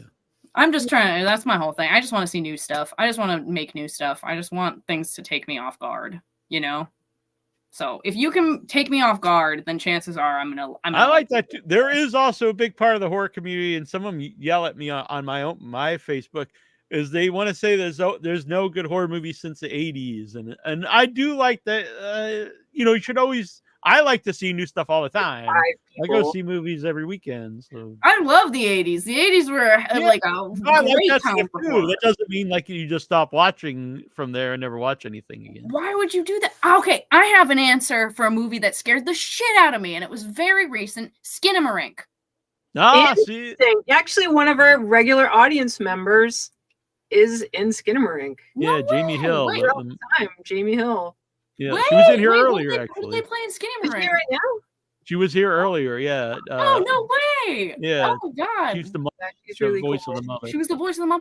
That movie reduced me to a child state. I literally I went home and I went to my dark living room and I was like, I had to turn on the TV. Turned on the TV and I was like, I should watch some YouTube because I don't know what else to watch. All I can think about is this fucking movie. It's haunted the hell out of me. So I type in Skinamarink analysis. As I'm watching the movie analysis, the footage of it, I get scared again. It had such a profound effect on me. It scared me so badly. I had never, that analog horror approach, it just feels like I'm so used to movies and how they flow that something that just completely was like, nope, we're doing something different here. Oh, I haven't rewatched it because it scared me so much. I want to rewatch it. I feel like I was this came up with Jamie. I felt like I was too judgy. I think, what happened? I saw the trailer. The trailer scared me. Interesting. I was so excited. I was sharing the trailer around, and I built something up in my own mind. And I think that's the problem. I think, yeah. And I think a large part of that movie was just lulling you into a state that when something horrible does happen, it's like if it worked, you're so on edge because you've just been like searching the screen the whole time for whatever you're supposed to be looking at, that when you finally see something, it's like either I feel like you're like, I've wasted my time at this point. I've been staring at a wall for the last like 45 minutes. And now it's like, oh, big scare. It's just like a face with holes in it, whatever. If you're like me, it was like, I felt like I was a child in that space and I couldn't get out. So that was honestly, to answer your earlier question, that was honestly one of the scariest movies I've ever seen. And it's so funny to like talk to people because I don't fault anybody for whatever their reaction is. It's one of those movies that I'm like, yeah, you're right. No matter what you say to me, you're right. But for me, it worked. I saw it in theaters too. And I just like, oh, I couldn't escape. I think a lot of people have seen it like streaming, maybe with ads interrupting it. It's not going to have the same effect. You need to watch it in a pitch dark room and like, you have to hold a teddy bear. Our reviewer Diablo Joe loved it. It was his favorite movie that year. Yeah. I thought it was fantastic, but I also like if it wasn't your thing, it's like, what can I do? Analog horror isn't everybody's thing. Yeah. It didn't work for me, I'll admit too, but it was cool because Jamie was in our chat and we were talking about it, and then it came up that she was in the movie. And I think she asked. She was like, "What did you think of Skinamarink?" Yeah. And I was like, you guys were like, nah. Well, I wish she was here now. Yeah. Well, I said to her, I felt really bad. So I approached her after. I'm like, come on the show. Tell me your thoughts. Like, share. That's great. I really do want to watch it again. Yeah, I need to watch it. For me, the scene that really fucked with me was when it was like, look under the bed. And right before the sister gets taken. And you're like, you can see her parents, but they just aren't looking at her. It's just their like skinny bodies, just like, oh. You know, thinking about that makes me feel more scared than I did when I saw it. So I should watch it. I bet I would probably get really scared in my home by myself. You'll watch it by yourself, yeah. See what happens. Because I do still get scared. I definitely do. This is the thing. I think it was also deeply personal to me because, like, I spent a lot of times, like, after my parents got divorced and my, like, siblings moved out of the house, I spent a lot of time just distracting myself with whatever I could find for horror on YouTube and, like the internet. And I ended up in weird, deep web areas where you're watching something where you're like, I probably shouldn't be watching this. And I feel like in the next couple seconds, it's going to change my life for the worse. So I felt that way again watching that movie. Like it was like I was tapping into some like real life creepypasta stuff. Yeah. It was great. Love Skinamarink. Let her know. You're really selling it to me to rewatch. So, yeah. But Jamie was super cool. She did come on the show then, and we talked about the movie. I thought that was cool of her to do. That is cool. I would love to let her know. Yeah, big fan. Absolutely. Her voice is scary in that. Yeah, she'll be happy to know this. So, Sweetmeats. For anyone out there who's not seen it, probably a few people have, I guess. You know, because it's just at a couple festivals. Look for it at festivals near you, and then eventually an altar.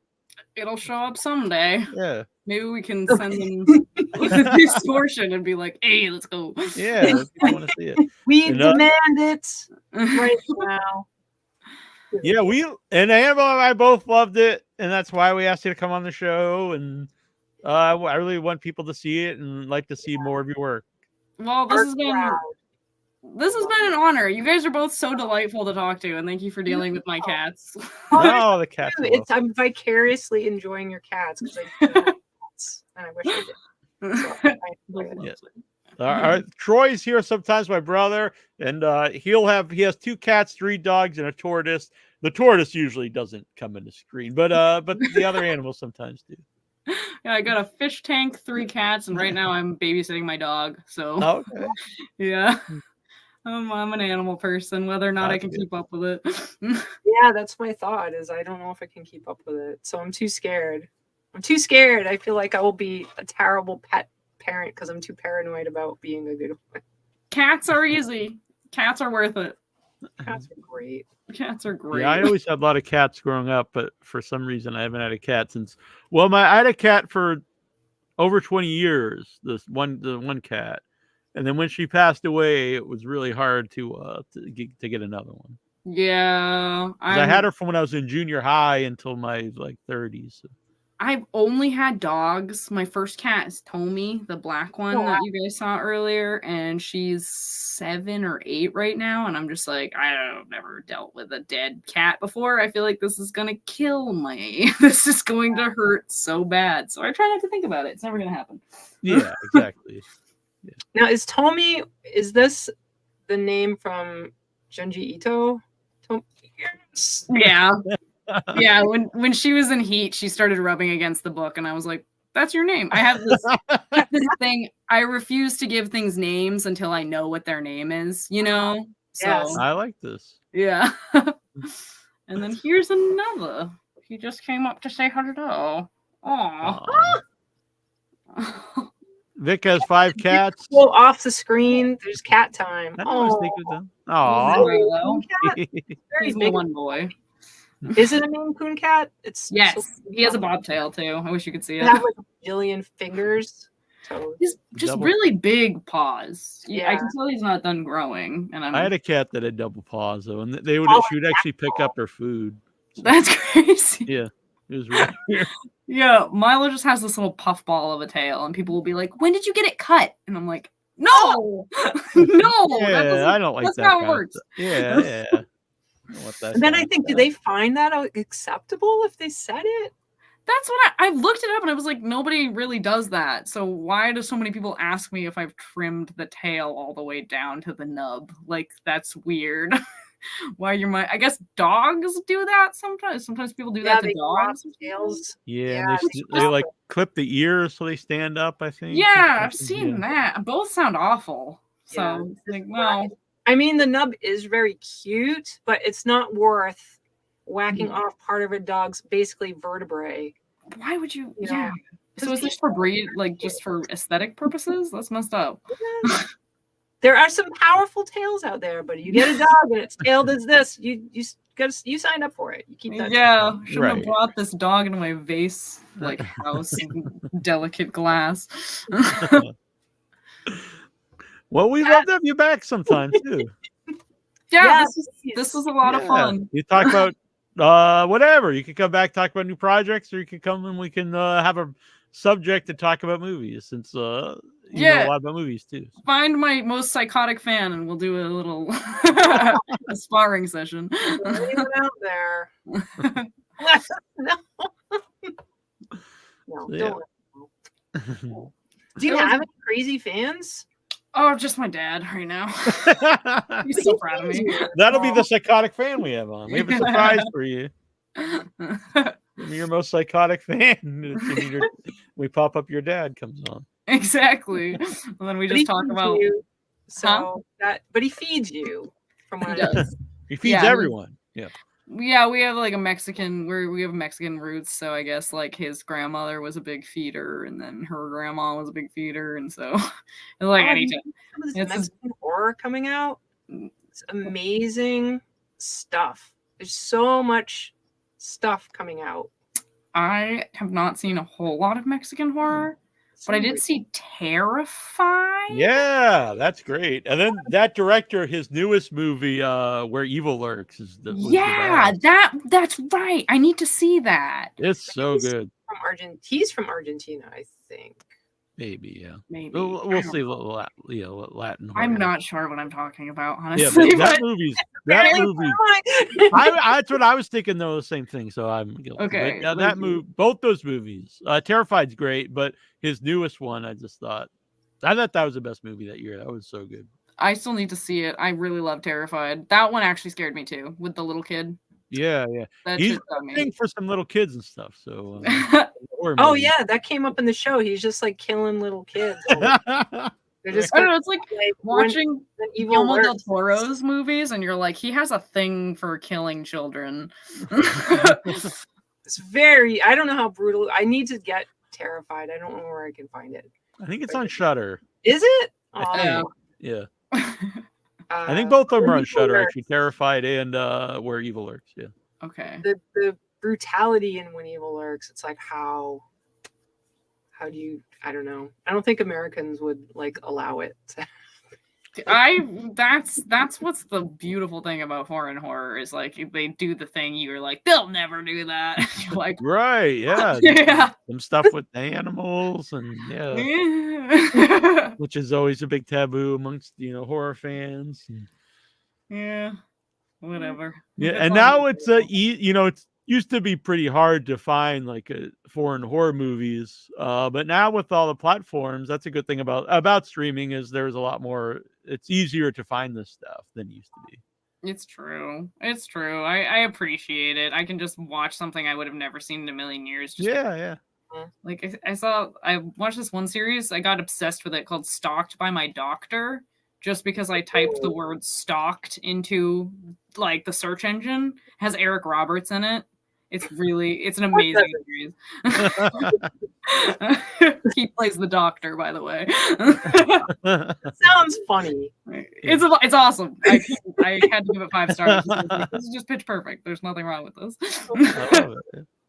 I don't know why you were looking up stalked, but I don't know either. I just I started looking up random words and being like, "Wow, this looks interesting." And like that. Yeah, my that's a new good favorite. idea. Yeah, my new favorite like TV movie series. It's awesome.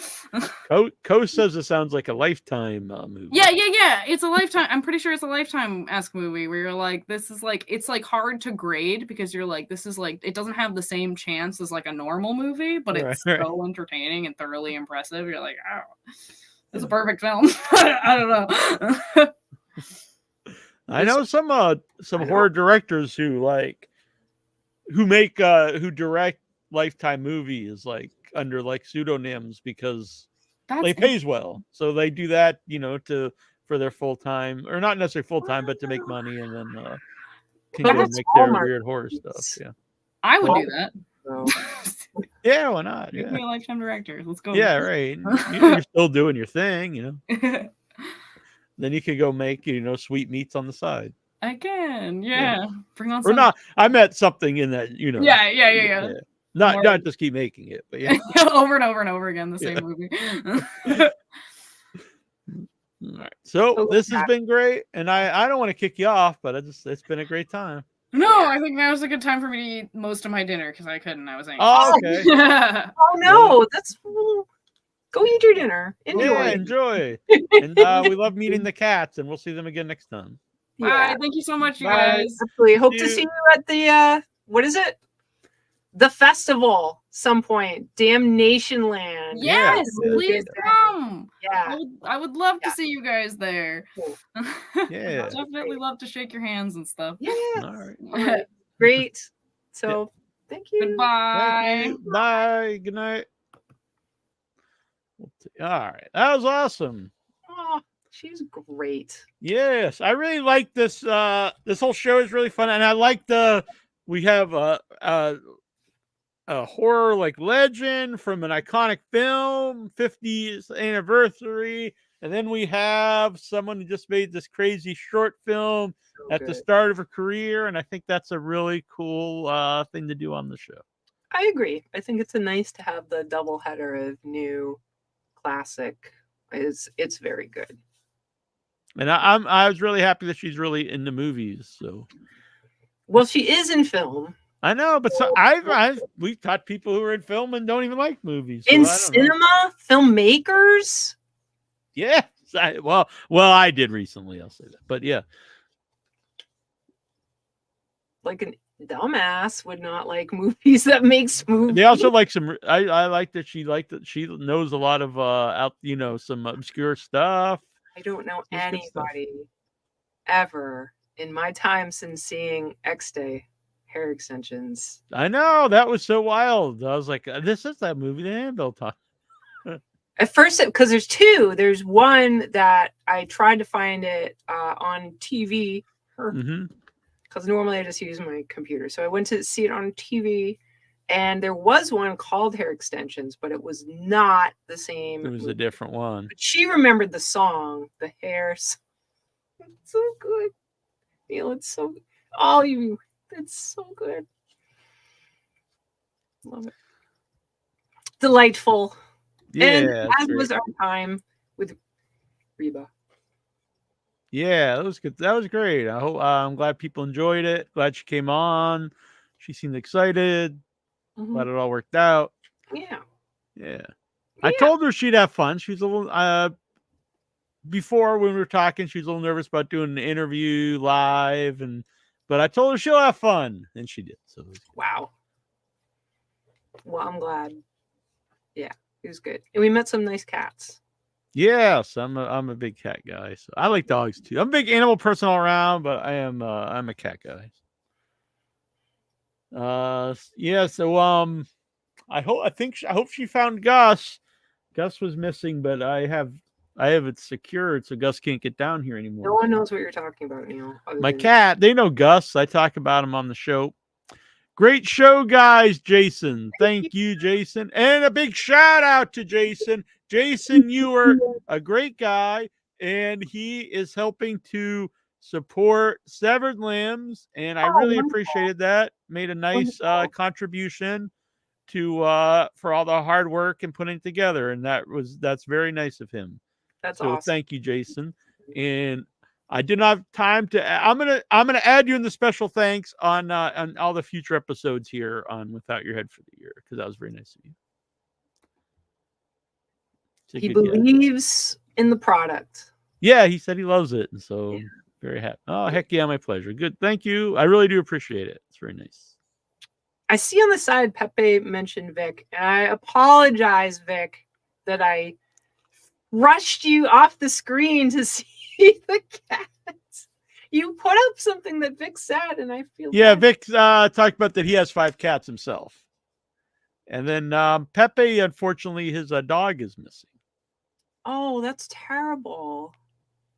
Oh, Pepe, you have not had good luck lately. No. My goodness, you poor guy. I really hope things turn around. That sucks. I'm glad you're here. I hope we. Yeah, I'm glad he's he's out of the hospital. He had surgery on the knees. I hope the swelling on the head went down. Lifetime movie actress tried to get you into Scientology. Is that Kirstie Alley? Damn. Scientology is a messy thing. So every time I've been in Hollywood, the Scientologists are out trying to get people to go and watch their videos.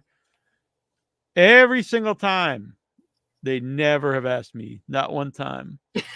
And so part of me is happy, but then I start to think, well, what the hell is wrong with Nasty Neal? You can just go. I don't want to go. I don't want to go at all. But the fact that they don't harass me and ask me when they harass every other person, you should go. You start to think, well, what the hell? You should go. I said this before, and then someone to really try to boost my ego, like, oh, that's because they know, like, you can't be like tricked. And I'm like, hell yeah, that's right. But they probably just think like, we don't want this. They can't get money out of you. That's what they think. Maybe screw this guy. It's an interesting thing. I recommend the experience. I went to the one in Boston. I don't even know if it's there anymore. You get to do a personality test. It's so ridiculous. It's an interesting experience. If you are a researcher into human beings, I recommend. Yeah, it's scary, Vic. I have whole stories. They're long of why I even ended up in that building. Yeah, I have no plans to do that. It's a thing. That was a weird. Yeah, I won't go down that road. I was not a Scientologist. Let me just make that perfectly clear. Clear. That's a term from Scientology. You've been cleared. Cleared. but they get so much dirt on people. That's why the theory is with Tom Cruise and all these like big celebrities, because they get dirt on you because you're supposed to retell like all these different stories from your life, like these really traumatic, dark stories. And at some point you've told them like your darkest, deepest things about yourself, about people in your world, about your family. And they extort you. Yeah, right.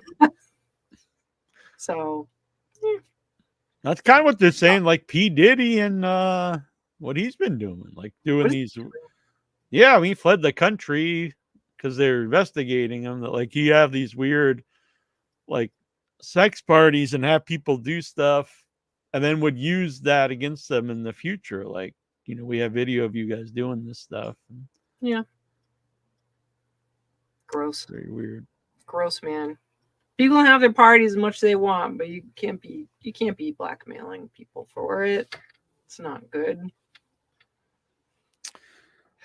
Swelling has gone down, Pepe. That's good to hear. Oh, why don't we sell, speaking of crazy spiritual and Scientology things, next week's show, I believe? Yes, next week's show. It'll be the second guest. She can't be on early, so but this will be on next week. That'll be cool though, because I think that could be a long conversation. Yes. Rachel Stavis will be on the show. World-renowned non-denominational exorcist who is on a mission to create global change by eradicating darkness from one person or place at a time. So this is a real done big all one. Kinds of stuff. Yeah, she's done tons not just some random exorcist. No, done tons of stuff. And then there was just yesterday. This is really long, so I don't want to read the whole thing, but it's super long. It's really cool though. I'll post it on the group. Done a lot of stuff, and then Variety actually has a article about her yesterday. Hollywood exorcist Rachel Stavis developing a body horror feature film and TV adaptation of her memoir Sister of Darkness. So I think she'll be cool. That's really cool. In all the ways. Yeah. She's actually a horror person. And I think the exorcism stuff is very interesting. I'll be very curious to learn more. Yeah. So it's both like real life stuff, and then like I said, she also likes horror movies. So, or is a horror maker. So that'll be great. She was actually on once before with Catherine Fisher for the short film Posies, but it was not a really long interview. It was for a film festival that they were at, and Catherine was the director, and I believe Rachel was like. She was involved somehow, but like I forget what term they used. More like to I forget what they used. But anyway, it wasn't really about her. It was just about Posies, the short film. So this one will really be about her. Really I wonder how long she's been exercising. I think for quite a while, sounds like not. Yeah, like you're out there, jogging and stuff. You're pumping ghosts. That doesn't sound right either. Vic's intrigued by The Exorcist. I was wondering, Vic. Yeah, I'm glad because I think you end up coming later and it's going to be the second part of the show. So I'm so curious. Says she's treated more than 10,000 people throughout the United States and internationally. Individually, or has she had mass like? Yeah, I don't know. You have been exercised. I don't mean to make light. I'm just silly, but I'm very interested, and she's been featured in the New York Times, Cosmopolitan, Bustle, the Daily Mail, Refinery 29, and Host, to name a few. And now she'll be on Without Your Head, so that's cool. But yeah, it was pretty wild. They contacted us. Because the day after, it was interesting because next Friday is International Paranormal Day. And they had asked us if she could come on to talk about that. And I was like, well, the live show Thursday is the day before that. And so it worked out. Very cool. Who's on before her?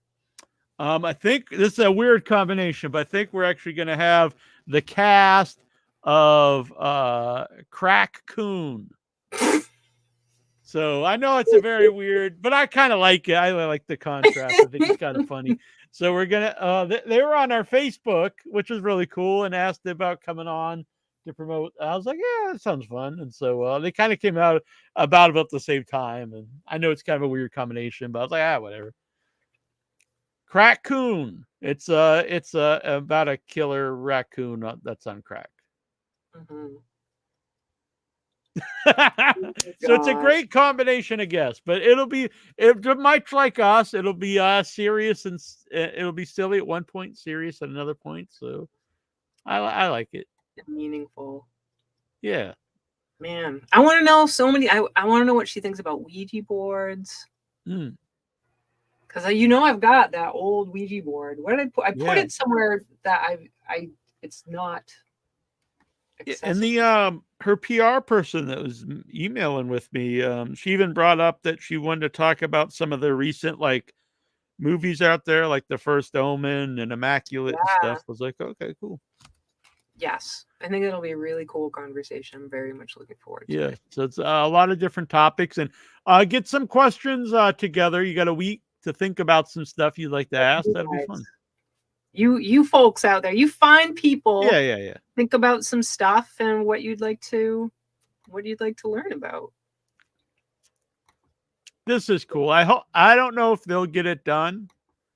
This is a horror news item, but the fine folks who make Terrifier films, they're trying to get a Art the Clown popcorn bucket at the theaters. There's an online petition, and they've become cool.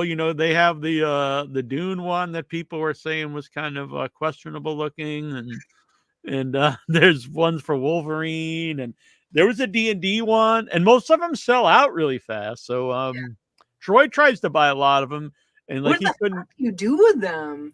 I don't know, because they're really big. Yeah.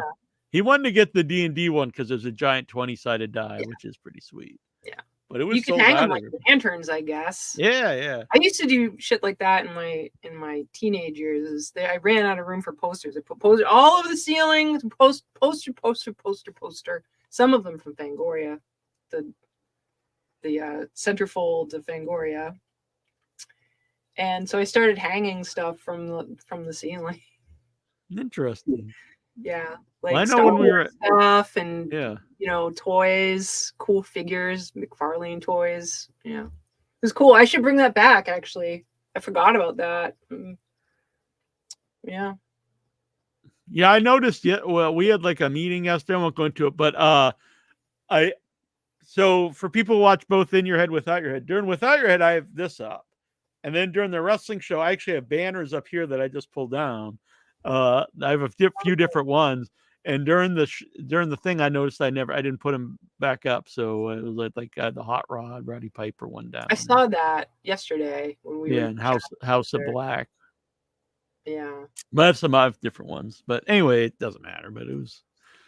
I used to have the idea that I would put up all, but I was like, I'm not gonna move all this stuff every show. That's crazy. So this is up all the time, and then I got the banners that I pulled down. Yes. What would be the popcorn bucket be? Oh, for Arbor Day. A stump. Yeah. In my thoughts, it would be a stump. Yeah, I like that's a good idea. Right? Yeah, and Troy's already drawn a stump for the for Severed Limb, so yeah. Stumpy. Yeah. John Reddy, I do think we should find people to exercise. That'd be amazing. I don't think she'd do maybe she has. I don't know what she does. Yeah, I don't know if that's a whole mental illness and exorcism I find fascinating. It's fascinating. I know you don't buy into any of this. I don't know what you're gonna think about her. So I'm wondering what questions I'm not gonna attack her or something. No, what kind of but are you gonna ask her particular questions? No, I'm just gonna sit here. Of course. No, I mean specifically because of your beliefs. Yeah, I'll find an angle, but before then. Yeah, I think it's good. Well, like when we had the dudes on from that movie made by the uber Christian-y Fox News guys. you know, we were able to have a conversation. It'd be different. I think that's a really good interview. I like that. Yeah, I like that they were on. Mhm. I stand by the movie. I still see some people really attacking it, saying don't watch it. I think it's a good movie. Good movie. Crack Coon, look at that. I mean, that is quite amazing. It is pretty awesome. I really hope they did not use AI. Yeah, that's true. It's possible. It's very cool. Mm-hmm. It's very cool. What is the? What was the little stuff? It said crack. It looked like paws, but oh no, it's like something exploding. I think, like rocks. Jason. The thing is, people think everything, and I'm sure there is a lot of AI, but a lot of the stuff you could also do with clip art. Yes. So, I don't know. Nefarious, yeah, Nefarious. You gotta find that Fangoria. I just was looking through a whole bunch of like a bin of comic books and cool shit. Pump those ghosts. Yes. Made me think of our entity review. Yeah. I fear what some of those are like. We went back in time. I don't know if we'd be impressed with ourselves. I found these recently. Because that's like 10 years ago, dude. Those videos are old. Because we're old. Oh my god. Yep. Happy the Ghost. This would be good animation. Have them just flying across the screen. So Happy the Ghost. Anyone wants these? $6. Happy in your direction, not in mine. Dang. He'd be happy at you. Well, then he'd be this way. It's like weird. No, but he can just stay near you. Oh, like you mean like up here or something? I could put one up here. I should put. Oh, it says. Anyway, this is a magnet. If anyone would like one, $6, 2 for $10 here. You can super chat. My design. So Annabelle's design. I did color it. It's very cute. And very happy. There's nothing wrong with being happy unless you're a creep. Don't be a creep. All right. Hey, I'm a happy guy. Wait a minute. That sounds weird after showing this. So, anyway, yes. Was that it? What? Was that it? That's all you had in the bag? It's a bunch of them actually. I don't have anything. Oh, I found these when I was going through my stuff. This is not horror related. And this is before Toy Story, okay? This is before. Remember these? Oh, yeah. The wind-up binoculars? Mm-hmm. Oh, my God. That's what I have to share. Damn, that could be Skinamarink, too. I'm sorry, Skinamarink fans. But... Oh, that's ASMR right there. It's so cute. That's what I found. I agree, Pepe. I agree. That would be super sweet. There's so many great stickers out there. I've got so many stickers I don't even have places to put. Like pins. I've got so many I don't even know what to do with them. Yeah, I'm just gonna start piercing my skin with them. But no, I have a bunch right here. Yeah, I got a lot of pins. I got so many. I have a bucket with pins. It's just my bucket collection now. No, not happening. Not seeing. It's a blur. Yeah, it's actually from a festival we went to, the one in Atlanta, and it was from one of the short films. Oh.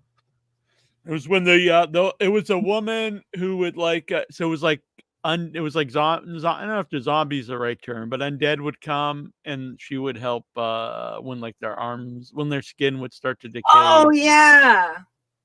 Yeah. It was like almost like a TV show kind of thing. Yeah, I think it's on Alter now. I'm not sure. Yeah. Alter. Mm-hmm. Alter like alter ego, or alter like put it on the altar and put it on. Yeah, Alter. Yeah.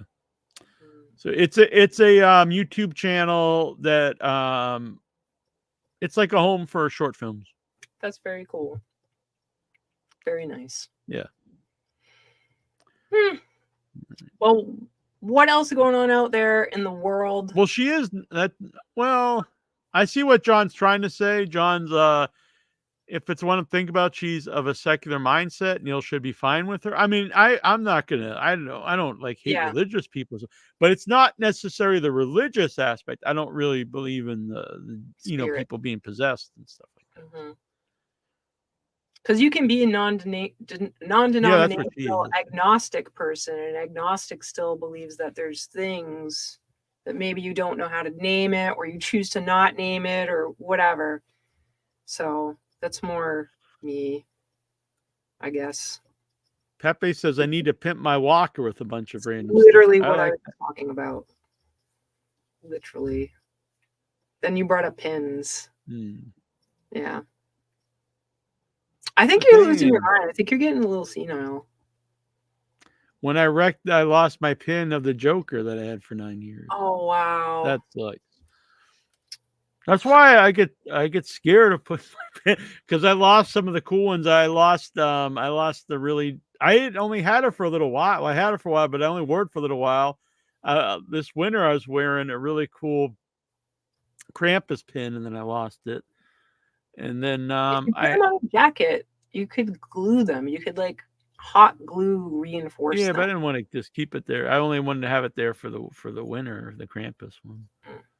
And then they're really just before Christmas. And then I lost all my buff pins. Well, I had a buff pin and a Coolidge After Midnight pin. I lost both of them. That really sucks. I have t-shirts. That's my thing. I've got so many t-shirts. It's crazy. But yes, you have an over. Oh wait, I did find something about the Wolfman attacker. What? Yeah, you're gonna be a total dick. I see it happening. Do you ever, not necessarily on Without Your Head, in your head, do you ever like come at someone? I didn't think so. No, that's not really my personality. No, it is not. You are very non-confrontational. Yeah, it's only really Iron Sheik, but he attacked. I didn't say anything back to him. I was actually apologetic. White Trash Johnny Webb was one of the only ones that was kind of like, he was just a terrible guest and like wouldn't answer anything and like just seemed like he didn't want to be there, and he was there to promote this event, and so like after he's off, I was like, I don't know why he even was here, and then he called back in and was all pissy, and so there's a little bit there. But the most memorable one is God, what's his name? Jesse Neal, and it's a clip out there. It's very amongst In Your Head fans. It's very famous, and that would be the only one where there was like some. How do people find this? On IYH, look up IYH Wrestling on YouTube and look up Jesse Neal. How do you spell that, Neal? I think it's Neal actually, Jesse Neal. Yeah. It's Neal. Yeah. So what happened? It's a long story. So we were gonna have Wildcat Chris Harris on the show, who had been on previously, and he was fine when he was on previously, and then like for whatever reason he started being weird and saying like something about not talking to all this stupid stuff, and he's like saying that I never asked him to come. I don't know. It's been years now. But anyway, so eventually it's like, forget it. Don't come on the show. And then, but he was saying like no one asked him all the stupid stuff. And then the promoter of the show, because we went on air and I started talking, I was like, he's not here and this is why. And then the promoter of the show, he called me before, or we went to break because he called in. And he started yelling at me and called me a mark and saying all stupid shit. And then I was like, well, here's the text messages, or it wasn't text, email. And like, we were talking for like a month. And then all of a sudden he's saying like, no one asked him to do the show or whatever. And so he hung up. He was all pissed. And then this guy, Jesse Neal, called into the live show, who's a wrestler, who was in TNA wrestling at the time. And he wanted to pick a fight, was all pissed. And Intra and I, like, We did honestly. We were like really calm, but making fun of him, and it's honestly very funny. But I think by the end we're kind of joking around. But for the first like 15 minutes, he's very pissed off. Wow. Yeah. It's a whole other world over there in your head. Oh, what is this crap? Vic, I'm sure Vic probably knows the Jesse Neal incident. Probably. I have another. If you're fine with me sharing about this other movie, this picture is really creepy as hell. Really creepy.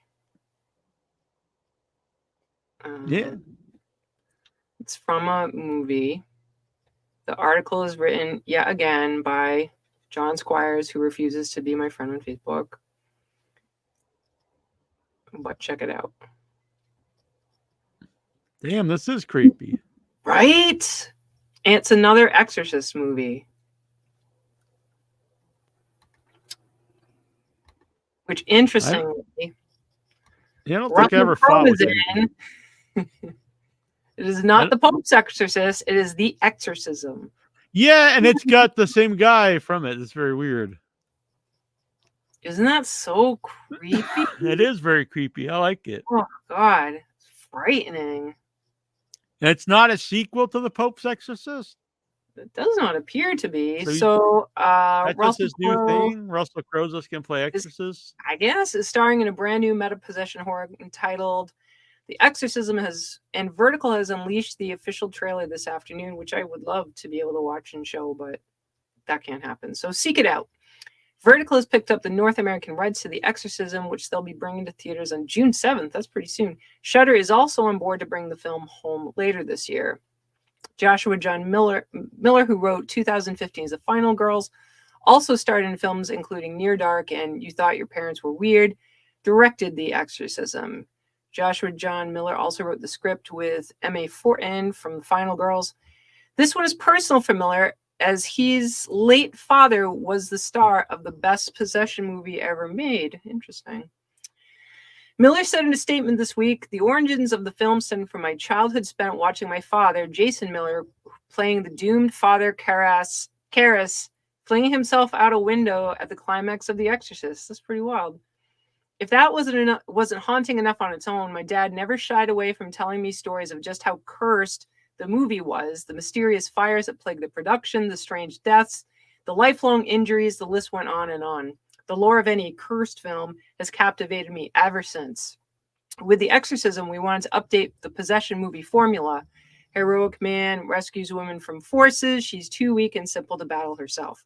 For a world where no one group owns goodness and decency over another, he adds, we were gifted with an extraordinary cast and creative team to tell a story about how we're all vulnerable to darkness, to perpetuating it if we fail to face our demons. This very much reminds me of Reba's movie, that vibe of like everybody can be garbage. The devil may retaliate, but what other choice do we have? The film had previously been announced under the title The Georgetown Project. The Exorcism follows Anthony Miller, Crowe, a troubled actor who begins to unravel while shooting a supernatural horror film. His estranged daughter, Ryan Simpkins, wonders if he's slipping back into his past addictions or if there's something more sinister at play. Yeah. Well. Trying to get this scenario. So man, they're just really obsessed with exorcisms lately. But yeah. A lot. I'll watch it. Yeah. I don't think it does them any favors to use him as the poster boy literally for this movie because he was in the Pope's Exorcist. So not good. Yeah, and it was just out like a couple of years ago. I think they should downplay him. Like, it's great. He's a great actor. But just because of that other movie. Yeah, it's really weird to play like another exorcist like right after playing one. Yeah, let me see this thing. Let me get y'all a photo. You like if Stallone was in another boxing movie right after Rocky. Yeah. Like, but Rocky was good. So. Yeah. It's just odd though. It's weird. All right. I send you a thing.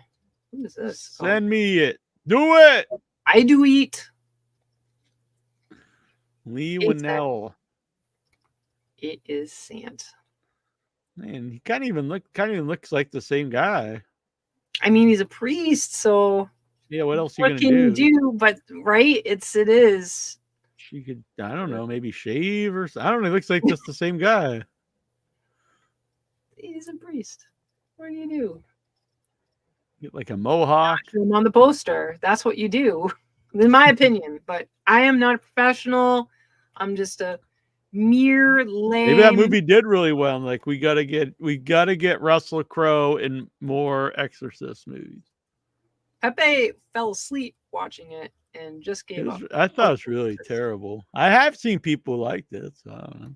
Well, that's good. I'm glad they enjoy it. I would love for all movies to be beloved because the creators cared about what they made. There are all the people involved, and that's awesome. There's a lot of people involved in making all the things, and I don't like all of those things. That's true. I love everything. No, I don't know. I don't know. I just don't get playing another. That movie was like last year. Yep. I don't know. Maybe he was so frustrated. He wants redemption. He wants this Exorcist to make the other one go away. Maybe he just loves Exorcists. Maybe. He's a big fan of He's Exorcism. possessed and he's hoping that this will lift. Oh, maybe. Maybe we can have him on the show next week. We'll see. Russell Crowe, you want to do this? So look, here's I guess he has a different hairstyle. So this was the Pope's Exorcist. Yeah. That's like the exact same poster. Go back You to would just think that you just think this is like a poster, like two different posters of the same movie. Like I guess he trimmed the beard and he combed his hair out to the side. He parted the hair on the side.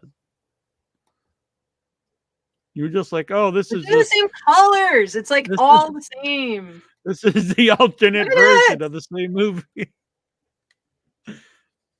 Come on, people. Come on. Look. It's These are giant budget movies. Here's another poster from it. It's a little different, but still basically exactly the same.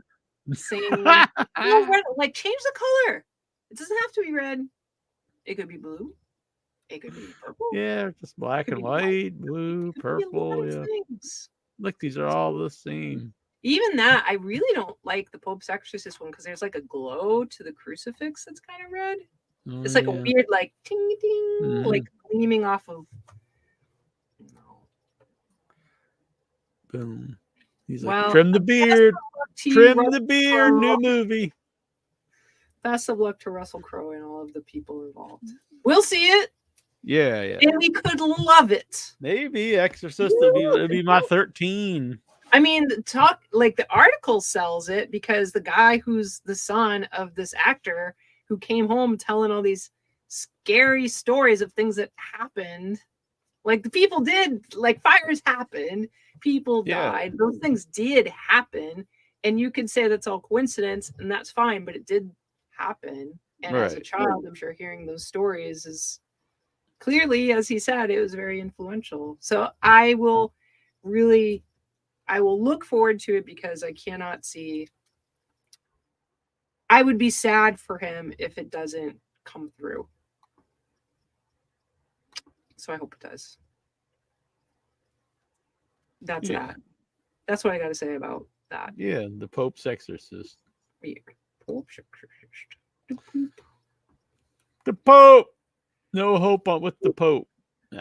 So severed with hope and down with hope. I said there's no hope on Pope, but it was like you used to say there's no hope on dope or whatever. But severed down with Pope. Down. Severed Limbs this Sunday. It's a loaded show, and I got a lot of work to do to put it together. So tonight and tomorrow, because Saturday and Annabelle and I are going out, so I got to really put this together, cram it together. And then tomorrow I have to do something else too for Smash. Anyway, a lot of stuff going on, but I love doing all this stuff. But it does take a lot of time. Yes. I found a new, as I was looking for another article, and I found a different picture where he looks a little different. He does, like All legit. right. And you know what? It's a different color in the background. Whoa! No, I Oh, know. yeah, blue. Those Some big blue. risk takers. And he's got his cheeks cut. Yeah, and he's like a shaggy He's a Shaggy Andrew. shaggier. It's a real statement, Shaggy Andrew. Let's see here. Yeah, I mean, at least they could have done some different. The other posters are just so similar. Like if he had this on the poster, at least it would look, somewhat different. Ew. What is this? I don't know. Steve Buscemi joins Wednesday season 2. I have not seen that. Yeah, I haven't watched it either. Not sure why. Do you know who the Santa Claus is going to be in Terrifier 3? No. Daniel Roebuck. Really? Former guest here on the show. Yep. Storied actor joins returning leads Lauren Lavera and David Howard Thornton in the upcoming Bloody Slasher sequel. It may still be April, but Christmas has come early with today's reveal, today being the 12th. So not our today, but their today. This is what they should have used on the poster. What is that? That's from the Pope's Exorcist. Oh,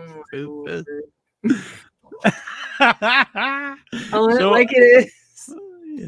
Whoops, I didn't want to do that. Yeah, so that's cool though. He was a really nice guy. We had him on the show. Yeah. I was not a fan of the Monsters movie, but he really nailed the character, honestly. And he talked about like being a big fan of the character and was like a dream of him to play it. So that was cool. And he just seemed like a genuinely nice guy. His amazing Santa, who I'm so scared is going to be hurt now because he's so cute and just a wonderful Santa. You would think when you would think though when they're making an Exorcist 3 Christmas movie, why wouldn't you wait till December to put it out? Aren't they? I don't think so. I think it's coming out soon. I don't know. No, it says I don't know. Oh, maybe it isn't. Maybe October 25th. October. No. So it's right before Halloween, which it makes sense. So this article is not written by someone who has rejected me. This is Amber T, and it's in Fangoria. And there is some stuff from Bloody Disgusting, who says, talking with Bloody, Bloody Disgusting. Roebuck expresses excitement to be donning the red hat and black boots for the second time this year. Actually, he recently played Santa in Saint Nick of Bethlehem, which looks far more family-friendly than his turn in Terrifier 3 is bound to be. Quote, I've been holding this secret for a long time. I've been really excited about it. I'm actually entering into the movies that I watch. It's extraordinary. This is Terrifier. Bigger, badder, best.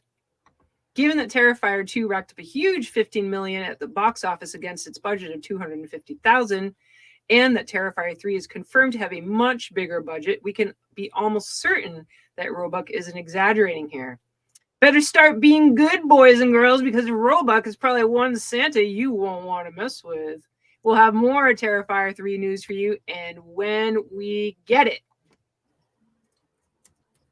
There. Look at him. Oh, man. Yeah, he does look really cute. He looks sort of friendly. Let's see, it'd be sad seeing him getting tortured to death. Is he, or is he going to be involved in the slaughtering? Maybe. Maybe he will befriend the dude. Why am I'm like Art the clown. Yes, I knew he was a clown. Maybe Art will be like a boy, and they will become a dynamic duo. I would like to see Art sit on his lap and tell him what he wants for Christmas. Maybe that, and then maybe he'll actually kill Santa and sit on his dismembered lap. That's a good scene. What if there's a big swerve and he just becomes a good guy after meeting Santa? And Santa becomes a villain? No, that's just the end of the Shake it up. movie. It's a feel good Wholesome, feel good Lifetime. Terrifier 3. Yeah. Like we want to try something different this time. Yep. We're switching genres. Now it's a feel good Christmas film. Oh, Pepe's birthday is on the 24th of October. It's like It's a Wonderful Life. No And wonder Art Pepe's Piece so crazy. Is freaking Scorpio. Says it all. Neil doesn't believe in that either. I would love to do so many shows about spiritual things. Who are we gonna? Oh, I want Joe Castro to be on and talk about stuff. Oh, I want to hear the scary stories of horror world. I want to hear the shit, like this dude who's got his father that's telling him all this creep shit that happened on The Exorcist. Oh, where's Santa like a human jumpsuit? Damn! Ooh. Boom! Now we're getting someplace. We've seen human masks and stuff, but I don't think ever just a human jumpsuit. I don't know. It could like come up around so that you put your face out the mouth. Right. Damn. I like that idea. Is the little pale girl in part 3? I hope so. Yeah, she's cool. So. Yeah. Probably because that she gets older, like just have her get older. So fucking what? Right. Yeah. Yeah. I think you have to, because that was become this creepy teenager and a creepy woman, and that's fine. That was a really popular character in the last one, so I'm pretty sure. Yeah. She'll be awesome forever. So I'm looking forward to it. I like the Terrifier movies. Yeah. It's pretty crazy. I'm just wondering what they're gonna bring to this mainstream. These things gonna get in the theaters. I know, it's like a weird world we're in right now. Yeah, we're seeing. I remember when we sent to see it was the James Wan movie there.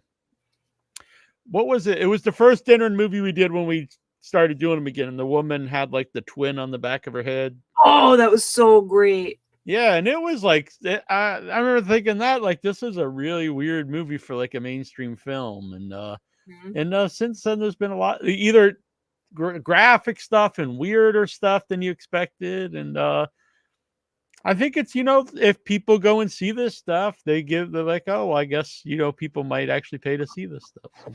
I think it's probably because the world is such a kind of progressively becoming more of a scary dump. It's like the rest of us who already knew it was a scary dump.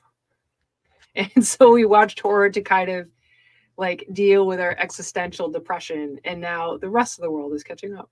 Right. Oh, I forgot when she brought up I do have a little Reagan here. Oh. It's a keychain. Where's little Reagan from? It's a keychain. I actually got it at the Halloween store. They had blind. You didn't know who you'd get. It was like a blind bag. I was like, I'm gonna buy one, and I was like, don't give me the nun. And I was like, oh, cool, I got Reagan. No nun for you? What? Nun's so popular. The nun looks cool. But like those movies stink. To be fair, I don't think I've seen a nun movie. To be fair, I can't really say anything if I've never seen it. They stink.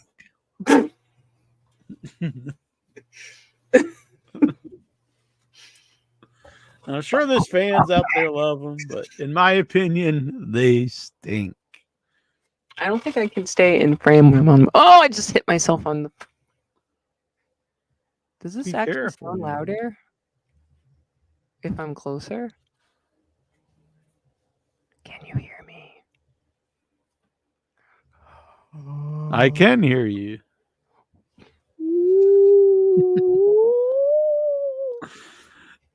And Rebecca said she had a great time, by the way. Oh, great. Yeah, see, I feel okay about it, Pepe. I am totally fine with not seeing. But the nun does look really cool. So I would love it to be great because then I would watch them. But I have to say that I often agree with your mom's choices, but I don't always agree with Neal's choices. It's not a criticism. We're just, as humans are, we don't always like or dislike the same things. Yeah. Yeah. Well, I mean, Annabelle doesn't have the greatest taste. No, I know it's good not to just agree on everything. So I found, speaking of dinner in the movie, we won't be there this time, but I did find a really good chicken sandwich place in Dorchester over by the I didn't reply to you. I was replying to you and then I went away and it got abandoned. That I looked at the menu and it's like everything on the menu is deep fried. Everything. All of it. I'm surprised the pickles that they put on stuff aren't deep fried pickles. I think you can get a grilled chicken sandwich too, actually. But well, it's probably really good if it's fried. It was good. It was like this big. I don't need a sandwich that big. It was like a whole chicken breast. And then I got one to go. I need to bring a cooler with me when we eat. It was cool though, because then I posted about it, and the place was replying to me and liked the picture I had, and then they were recommending all the crazy. I was like, "What's your recommendations?" And they sent me a bunch of crazy stuff. So, oh, nice. Yeah. So I'd go back. It's fun. We have to try to. You know what though? Because we're gonna go see Indonesian horror. I'm gonna look up to see if we can find. Maybe there's an Indonesian place around there. I don't know. Perhaps because it'll be at the regular AMC. Is it in all the AMCs or just no? It's just the main one, the big one. Oh, okay. Which is unusual. Usually the other one shows it, but it's just at that one, just the AMC and used to be the AMC. It's AMC Lowe's now, I think they call it. Really, I remember Lowe's just being Lowe's. Do you remember Lowe's theaters? Yeah. So I'm not. It used to be called something else when we first started going though. It was AMC. Was it an AMC? It was always AMC, but they called it something specific. Like it was AMC, whatever. I forget what they used to call it. Boston Commons, maybe. Oh, yeah. But yeah, it's just at that one. What did I see last week? Trying to remember what I saw last. I specifically didn't see Abigail. I wanted to wait and we can see it together this weekend. What did I go see? I went to see Sasquatch Sunset. I was like, Annabelle doesn't want to see this. This is the perfect time to see this. And what did you think? Oh my god, the movie was terrible.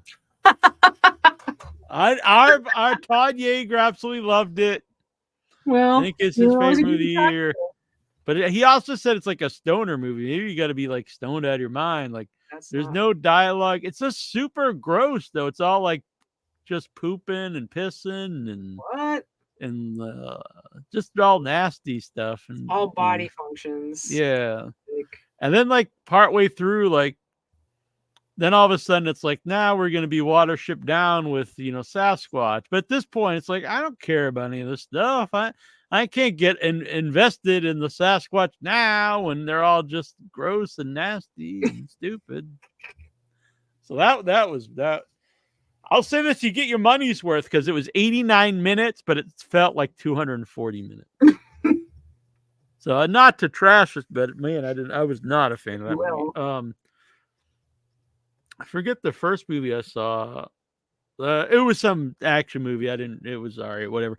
But it was kind of interesting. I didn't think the movie was that great, but I liked the idea behind it.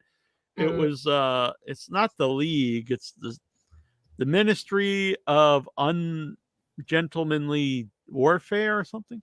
And it's a true story. Yeah. About this group of people that Churchill sent on a secret mission to destroy these boats that were carrying supplies to the German U-boats and Nazi U-boats, because it's actually a war crime to do this, to destroy these ships, because they didn't have like weapons on them. They had supplies, and to doing this killed off the U-boats because then they couldn't get their carbon dioxide filters and stuff like that. Interesting. And it was declassified in 2017 or 2016. Wow. And so the movie is like is more actiony and comedic, but it's a true story. And so at the end, they're showing the real people. And that was really cool. And like it was one of the women was like a big spy at the time. And the thing was, if they got caught by the British, like they couldn't say they were really doing this. Yeah, they would just get like put in prison or killed or something. And the main guy though took a cyanide capsule, like when spies get caught. Right. Well, the one guy was caught by the what's the German group? The begins with a G, the Gestapo. Oh. And he was tortured for a year and never broke or told anything, which is nuts. But that was at the end when I was telling what happened to everybody. But the main guy was the inspiration for Ian Fleming's James Bond. And I was like, that's really cool. This is like the actual, I didn't realize it was based on anybody, but this was the real secret spy that James Bond was based on. Wow. It's really wild. Yeah. So it's a fun actiony movie, but I'm interested in the real story. And it's based on the book about the real people, which I would actually, might want to check that out. I wonder if there is some drama version of it somewhere, because it sounds like a great story. Yeah, it's interesting too. The idea of like they're going to destroy the boat that's the supply. So it's like they're actually doing war crimes. There's even like questions there, like it's war crimes, but you're beating the most evil thing in like modern time, and is that right? And but anyway, so that and then Civil War. Fantastic! This is a A24 movie. Good. This is the John Wilkes Booth movie. No, it's a modern day Civil War between. And so you have that, the idea of it's like the right wing, left wing. We're in the middle of a civil war. The president is sort of Trumpish, like, and they're coming to kill him. He's hiding in the White House. And so this is like after there's been a war. So the country's fighting itself. But I found the most powerful about the movie, it's not even the Civil War stuff, not that that's not powerful and or whatever, but is the main characters are the media, they're photographers. And what's really powerful about that is I've never seen a movie really about like wartime photography and the questions about that. Like they're stopping and they ask a guy to take a picture with two Americans that they're torturing, and they're like, they've hung up like meat, and they take a picture. Now they don't do anything to help them, but can they, there's so many things like, can they do that? I mean, what are they going to do? And they probably just would get killed. Does this picture help? If it gets out there, you see, what's happening. And there was a lot of that throughout the movie, and I thought it was great. I thought it was one of the best movies I've seen in the year. It was an awesome movie. Really well made. I never saw a movie about that real aspect of something. I thought of the photographer. And then there's a really, there's just a lot of stuff in there. I would recommend going to see it. Sounds excellent. I don't want to give too much away because there's some really dark stuff in the movies. Really well acted. There's a part at the end that's a little hokey-ish Hollywood kind of thing, but that's fine. It's still it's dark. That's an A24 too. It's not horror. I think people think A24 horror, but it's not. A24 has a lot. They have a lot. It was way better than I expected. I thought it was great. Well, I saw some people really talking about the last third of the movie where they're showing actual tanks and helicopters invading, and that's all. I mean, that's shot great. Don't get me wrong, but that's not the really interest. Watching a war, watching battles isn't necessarily that interesting to me. But I thought there was a lot to the movie besides just seeing people fight or whatever. Sounds I really really like this. Maybe we could. I don't know. It's kind. I think it's like 2 hours. So I don't know. I'll look and see. Maybe we couldn't see all three. I don't know. 2 hours is a long time. Yeah. Yeah. If not, it'll probably be playing for a while, so we could probably see it another week. Yeah. Yeah. Because I think Barbenheimer, we just watched those 2 movies. Yeah, Barbie and Yeah. yeah. But yeah, I think you'd like it. I'm sure I would. It sounds great. I also like real movies. Yeah. I mean, it's like real life horror and too. So yeah. So I would recommend it, Shane, bit there. But yeah, thanks. Yeah, it's past my bedtime by 3 minutes. Mm-hmm. So LuMyia Dark out there. I was glad she came by. I loved her music. I'm glad this worked out. Dave, I've been waiting for you. Yeah, he was he had texted me earlier. He was at work. Yeah. I like your dap emoji. Almost looks like Dracula. No, it's a dap. What's that mean? What the kids do. It's a kid thing. Fuck the kids. Now there's a story that I think I've told you, the fuck the kids story, but It might be dab. You have told me. It's pretty funny. But it's not funny for me to wake up exhausted for work, which is what happened today. So LuMyia Dark is going to play us out, music of the month. And So we're going great. to get an interview with her at some point, even if it won't be this month, because she's great. And I love her music, and it's very cool to have her here in the show. It's cool to have all different artists, but someone who's actually been around the show for a while, it makes it extra special. And she was here chatting with us during the interview. And it was very late for her, because I think it's at least 5 hours later, wherever she is. I think she's in Germany. All right. So until next week, this is Nasty Neal. This is Annabelle Lecter. This is Without Your Head.